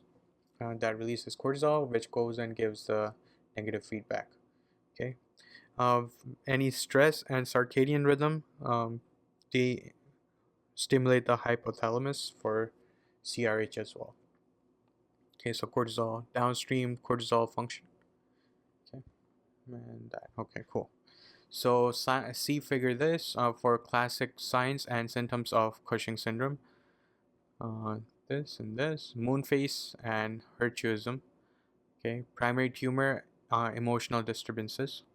Okay, buffalo hump, thin wrinkled skin, obesity, abdominal stria, um, muscle weakness, osteoporosis, purpura, skin ulcers, poor healing, moon faces, hirsutism, cardiac hypertrophy, insulin resistance, adrenal tumor or hyperplasia, hypokalemia, hypertension, amenorrhea, and erectile dysfunction. Okay. Okay. Mnemonic is for Cushing syndrome symptoms, Cushinoid. So that is cataract, ulcers, skin, and hirsutism or hypertension. I for infection, necrosis of the femur head, uh, glycosuria, um, obesity, osteoporosis, immunosuppression, and diabetes. Okay, so diabetes, okay, we'll remember that. Key fact here is in Cushing disease, cortisol secretion remains elevated with low dose 1 milligram dexamethasone test, but is suppressed with the high dose 8 mg dexamethasone test. Okay, so Cushing disease, cortisol secretion remains elevated with the low dose of dexamethasone test, right? Because if you're giving a corticosteroid, it should go ahead, in theory, and inhibit the release of ACTH. However, in Cushing's disease, when you give dexamethasone, it doesn't suppress it. So remains elevated with low dose dexamethasone test, but is suppressed with high dose. So when you give really high dose, 8 mg dexamethasone, then it's gonna suppress cortisol levels. Okay. So diagnosis, see this figure for the diagnostic algorithm, and this table outlines important lab findings that aid in diagnosis. Diagnosis follows a stepwise progression of test. Okay. Treatment here is exogenous, gradual withdrawal and stoppage of glucocorticoids if it's exogenous cause. If it's endogenous, then surgical resection of the source like pituitary, adrenal, or ectopic neoplasm. Permanent hormone replacement therapy to correct deficiencies after treatment, or resection of the primary lesion. Okay, so these two charts now. Okay, so first one, clinical suspicion of Cushing's syndrome. Okay, so what do we do? Perform 24-hour urinary free cortisol or 1 milligram overnight dexamethasone suppression of plasma cortisol, or late night salivary cortisol. Okay, if it's normal, then no Cushing syndrome. If you get abnormal findings, then probable Cushing syndrome. So now what we will do is measure plasma ACTH. When we measure it, if it's low ACTH, then we know it's some kind of tumor, because adrenal is making its own cortisol even though it's not getting ACTH signals. So probable adrenal tumor, confirmed with adrenal CT. Okay.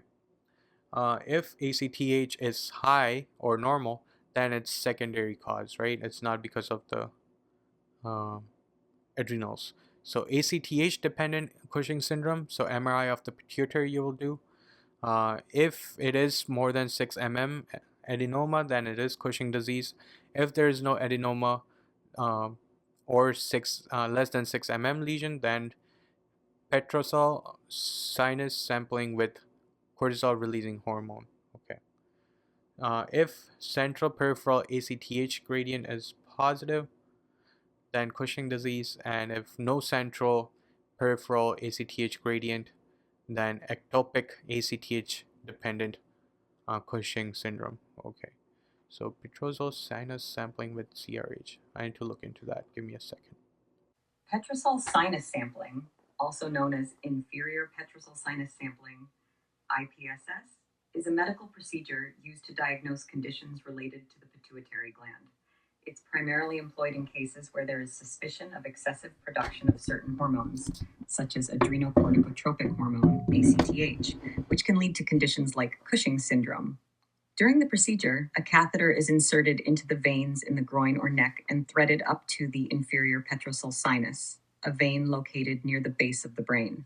Once in place, blood samples are taken from the petrosal sinus to measure hormone levels. This sampling is typically done both before and after the administration of corticotropin-releasing hormone, CRH. CRH is a hormone produced by the hypothalamus that stimulates the release of ACTH from the pituitary gland. By administering CRH during the procedure, clinicians can evaluate the pituitary gland's response to this stimulation. In cases of Cushing syndrome, where there is excessive production of ACTH, the CRH stimulation test can help localize the source of the hormone production, distinguishing between pituitary and non-pituitary causes. Overall, petrosal sinus sampling with CRH is a valuable tool in the diagnosis and localization of pituitary adenomas and other conditions affecting the pituitary gland's hormone production. So petrosal sinus sampling with CRH. So it just basically records the response given by pituitary after we induce it with CRH. Okay. Okay. And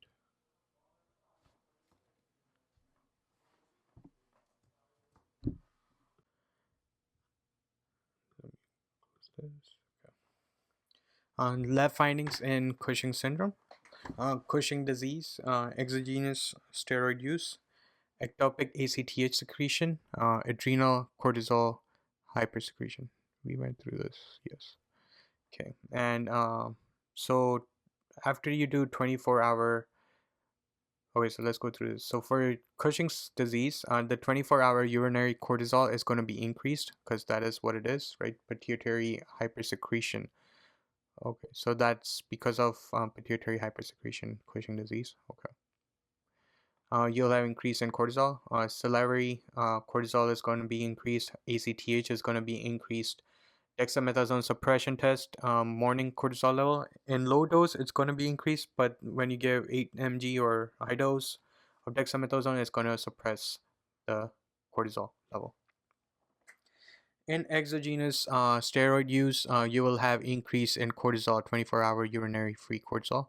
You will have increase in salivary cortisol as well. However, ACTH here is going to be decreased, and in dexamethasone, it's not applicable. Ectopic ACTH secretion, 24-hour urinary cortisol is going to be increased because ACTH stimulates the adrenals. Salivary cortisol is going to be increased as well. ACTH is going to be increased, but this is ectopic, not the pituitary one. And in dexamethasone suppression test, in low dose, it's going to be still increased, and even in high dose, it's going to be increased. Okay, and that's how you know it's ectopic ACTH secretion. And then we have adrenal cortisol hypersecretion. 24-hour urinary cortisol is going to be increased. The salivary cortisol is also going to be increased. ACTH is going to be decreased because here it's because of the adrenal itself producing the cortisol, and it doesn't listen to ACTH or the negative feedback loop. Okay, not that it has any at the adrenal levels. Dexamethasone suppression test, morning cortisol level, it's not applicable. Okay, so a dexamethasone suppression test is not required once the diagnosis of ACTH independent Cushing syndrome is made. Okay, so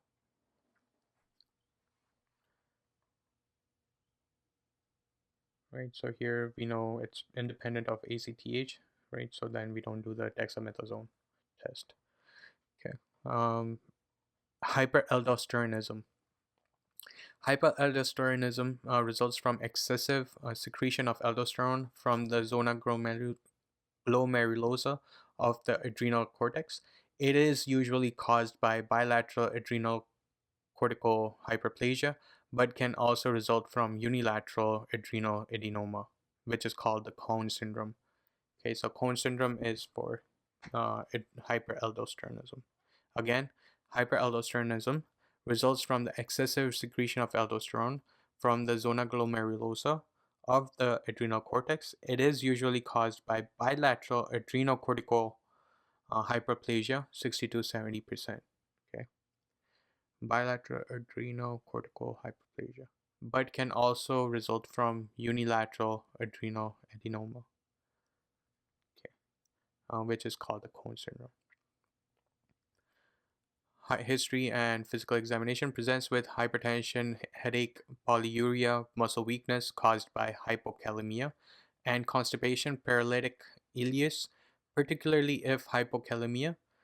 Consider hyperaldosteronism in younger adults who are diagnosed with hypertension without risk factors or a family history of hypertension. Okay. So again, presents with hypertension, headache, polyuria, muscle weakness caused by hypokalemia, and constipation or paralytic ileus, particularly in hypokalemia.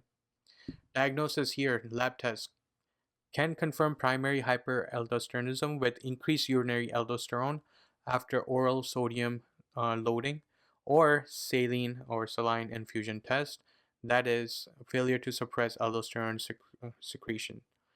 Hypokalemia, metabolic alkalosis, hypomagnesemia, hyperaldosteronism, increase in aldosterone to plasma renin activity ratio, usually more than 30. Okay. Imaging, only after labs. Okay, so first step is going to be your lab testing. Okay, you're going to look for aldosterone. urinary aldosterone, okay, and saline infusion test, that failure to suppress aldosterone secretion, okay, and hypokalemia, metabolic alkalosis, hypomagnesemia, and hyperaldosteronism. Look out for those, and the renin you already know. Okay, imaging. Only after labs, CT or MRI may reveal adrenal mass. Adrenal venous sampling will show increased aldosterone, may be needed to localize the adenoma or to confirm bilateral adrenal hyperplasia.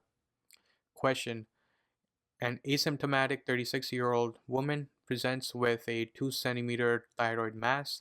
TFTs, thyroid function tests, are unremarkable, but FNA reveal medullary carcinoma. Total thyroidectomy with thyroid hormone replacement is recommended. What are the most important screening tests to perform prior to the surgery? Answer: the most important screening tests to perform are vanilmandelic acid, or VMA, which is a metanephrine, right? And metanephrines. Medullary carcinoma of the thyroid is associated with men type 2A and 2B, an autosomal dominant condition that predisposes patients not only to medullary carcinoma but also to pheochromocytoma. Screening for pheochromocytoma with urine, VMA, and metanephrines prior to surgery can prevent potentially life-threatening hypertensive crisis during thyroidectomy. Okay. Treatment for hyperaldosteronism, unilateral adenoma, surgical resection after correction of blood pressure and potassium, bilateral hyperplasia, aldosterone receptor antagonists, for example, spironolactone, switch to eplerenone if side effects. Okay, so unilateral adenoma, surgical resection, bilateral, then aldosterone receptor blockers. Okay, overview of congenital adrenal hyperplasia. Uh, we were looking at that thing. They give it here. So, okay. Should I bring that back or leave it? I think we can figure it out. 17 alpha. Okay, so enzyme deficiency, mineralocorticoid, cortisol, sex hormone, blood pressure, potassium, laboratory tests, and presentation. Okay. Uh, 17 alpha hydroxylase. The mineralocorticoids are actually, let's bring that chart. It's going to be easier. So we got this chart. Okay. So it's talking about 17 alpha hydroxylase. Okay. So in deficiency of that, what will we have? Um, the mineralocorticoid, it's going to keep going down. Okay. We will have excess of aldosterone. Okay. So what does aldosterone do? It reabsorbs sodium and excretes potassium, right? So sodium will increase the blood pressure and potassium will have low. Okay, so mineralocorticoid is going to be increased, but since this is not going to get made, cortisol from pregnenolone or progesterone, you require 17 alpha hydroxylase. We will end up with decreased amount of cortisol. Sex hormone is also going to go low because again you need 17 alpha hydroxylase for this to go from here to here. Okay, so sex hormone is also going to be decreased. Lab tests, decrease in androstenedione. Okay, so that's what we check. We'll have decrease of that. Presentation, since we have decreased sex hormones, in a male it will have pseudohermaphroditism, okay, ambiguous genitalia, undescended testes, and in female, due to lack of sex hormone, they will lack secondary sexual development. Okay. 21 hydroxylase. Okay, so this one right here, the green line, if we don't have that, we won't have the conversion to aldosterone or cortisol. So decrease in mineralocorticoid. Okay, so now we have low amount of aldosterone, so and sodium's not going to be reabsorbed, so blood pressure is going to be decreased, and potassium is not going to get excreted as much, so we'll have increase in potassium. Okay, so mineralocorticoid is decreased. Cortisol, again, no conversion is going to be made there, so cortisol is decreased. However, we can still convert to sex hormone because we have 17 alpha hydroxylase, right? So it goes there. Okay. Lab testing will have increase in renin activity because aldosterone is not getting made, so body's going to keep signaling the RAS system. Increase in 17 hydroxy progesterone. Okay, so right here, we'll have increased of that to make the sex hormone, and decrease in sodium and decrease in chloride. Most common presents in infancy. This is called the salt wasting, or childhood precocious puberty, and in females there will be virilization. Okay. 11b beta hydroxylase, so decrease in aldosterone. Again, we don't have this conversion being made to aldosterone or cortisone. Okay, so mineralocorticoid, it's going to be decreased, so decrease again. Blood pressure, it could be increased or decreased. We'll see why. And potassium, it's going to be decreased because of aldosterone or whatever. So what happens is, since 11 hydroxylation is not being made, not there, we don't get conversion to corticosterone, but we will have 11 deoxycorticosterone, and this acts as a weak mineralocorticoid. So weak mineralocorticoid, for the purposes of the chart, acts as aldosterone. Okay, so if we did have aldosterone, what's going to happen to blood pressure? It's going to be increased. Okay, and potassium is going to be decreased. Okay, so decrease in aldosterone, increase in 11 deoxycorticosterone results in increase in blood pressure. Okay, so that's what that is for. What's going to happen to cortisol? Again, we don't have cortisol conversion, so it's going to be decreased. Sex hormone, we're going to have sex hormone. It's going to be increased. This one right here. Okay. And blood pressure, we went over that. We went over potassium. Decrease in renin activity, because we have 11-deoxycorticosterone and it acts as a weak mineralocorticoid. And for our purposes, it acts as aldosterone, so renin activity is not going to be activated. In XX females, it's going to be virilization is going to be seen. So everywhere here we had a little a, and that is all congenital adrenal enzyme deficiencies are characterized by an enlargement of both adrenal glands by increasing ACTH stimulation caused by a decrease in cortisol. So again, all congenital adrenal enzyme deficiencies are characterized by an enlargement of both adrenal glands caused by increase in ACTH stimulation because of decrease in cortisol. Adapted with permission of, don't need to read that. Okay.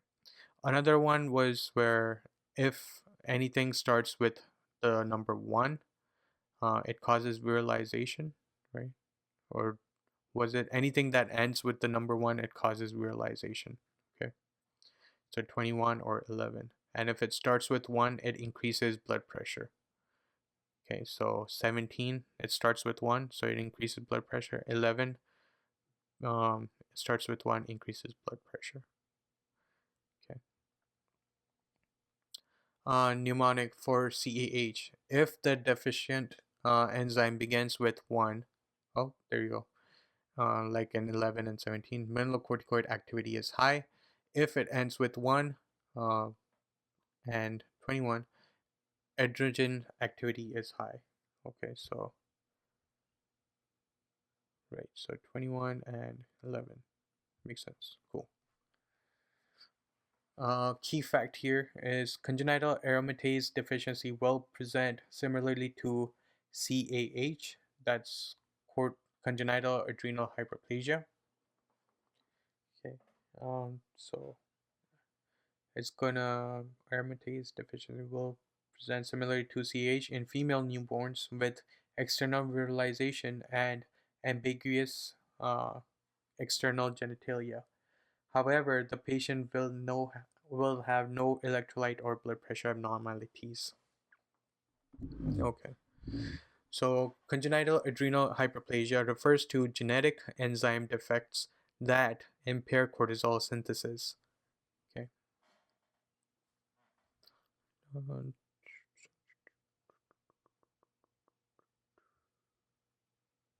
okay. So, congenital adrenal hyperplasia refers to genetic enzyme defects that impair cortisol synthesis, resulting in glucocorticoid insufficiency and buildup of precursors. Most cases are caused by 21 hydroxylase deficiency, 95% autosomal recessive, but other causes include 11, and 17 hydroxylase deficiency. History and physical examination, see this table. Which table? 2.314. Okay, we already saw it. Uh, Diagnosis. Electrolyte abnormalities, see this table. In severe cases, melanocorticoid deficiency may lead to life-threatening salt wasting. Elevated serum 17-hydroxyprogesterone level is diagnostic of 21 hydroxylase deficiency. Treatment here is immediate fluid resuscitation and salt repletion. Administer cortisol to decrease ACTH and adrenal androgen. Fludrocortisone is appropriate for severe 21 hydroxylase deficiency. Possible surgical corrections of ambiguous genitalia. Refer to gynecology chapter for information on the diagnosis and treatment of late onset uh, CAH, congenital adrenal hyperplasia. So again, key fact is that the aromatase deficiency congenital will seem, so they'll have like external virilization and ambiguous external genitalia. Okay. However, the patient will have no electrolyte. Okay, I'll try to remember that. Men or multiple endocrine neoplasias, a family of tumors syndrome with autosomal dominant inheritance. So men type 1, formerly known as Wermer syndrome. I don't think anyone knows that, so we can just pretend not to know that. Men type 1, it's going to be pancreatic islet tumors, cell tumors. Okay, so these are your gastrinoma, Zollinger-Ellison syndrome, insulinoma, recurrent hypoglycemia with elevated insulin and C-peptide levels, VIPomas, watery diarrhea, hypokalemia, and hypochlorhydria, gluconomas, new onset diabetes, necrolytic migratory erythema, parathyroid adenomas, and pituitary adenomas. Okay, so men type 2A, formerly Sippel syndrome. Again, I've never heard that before, so we can ignore that.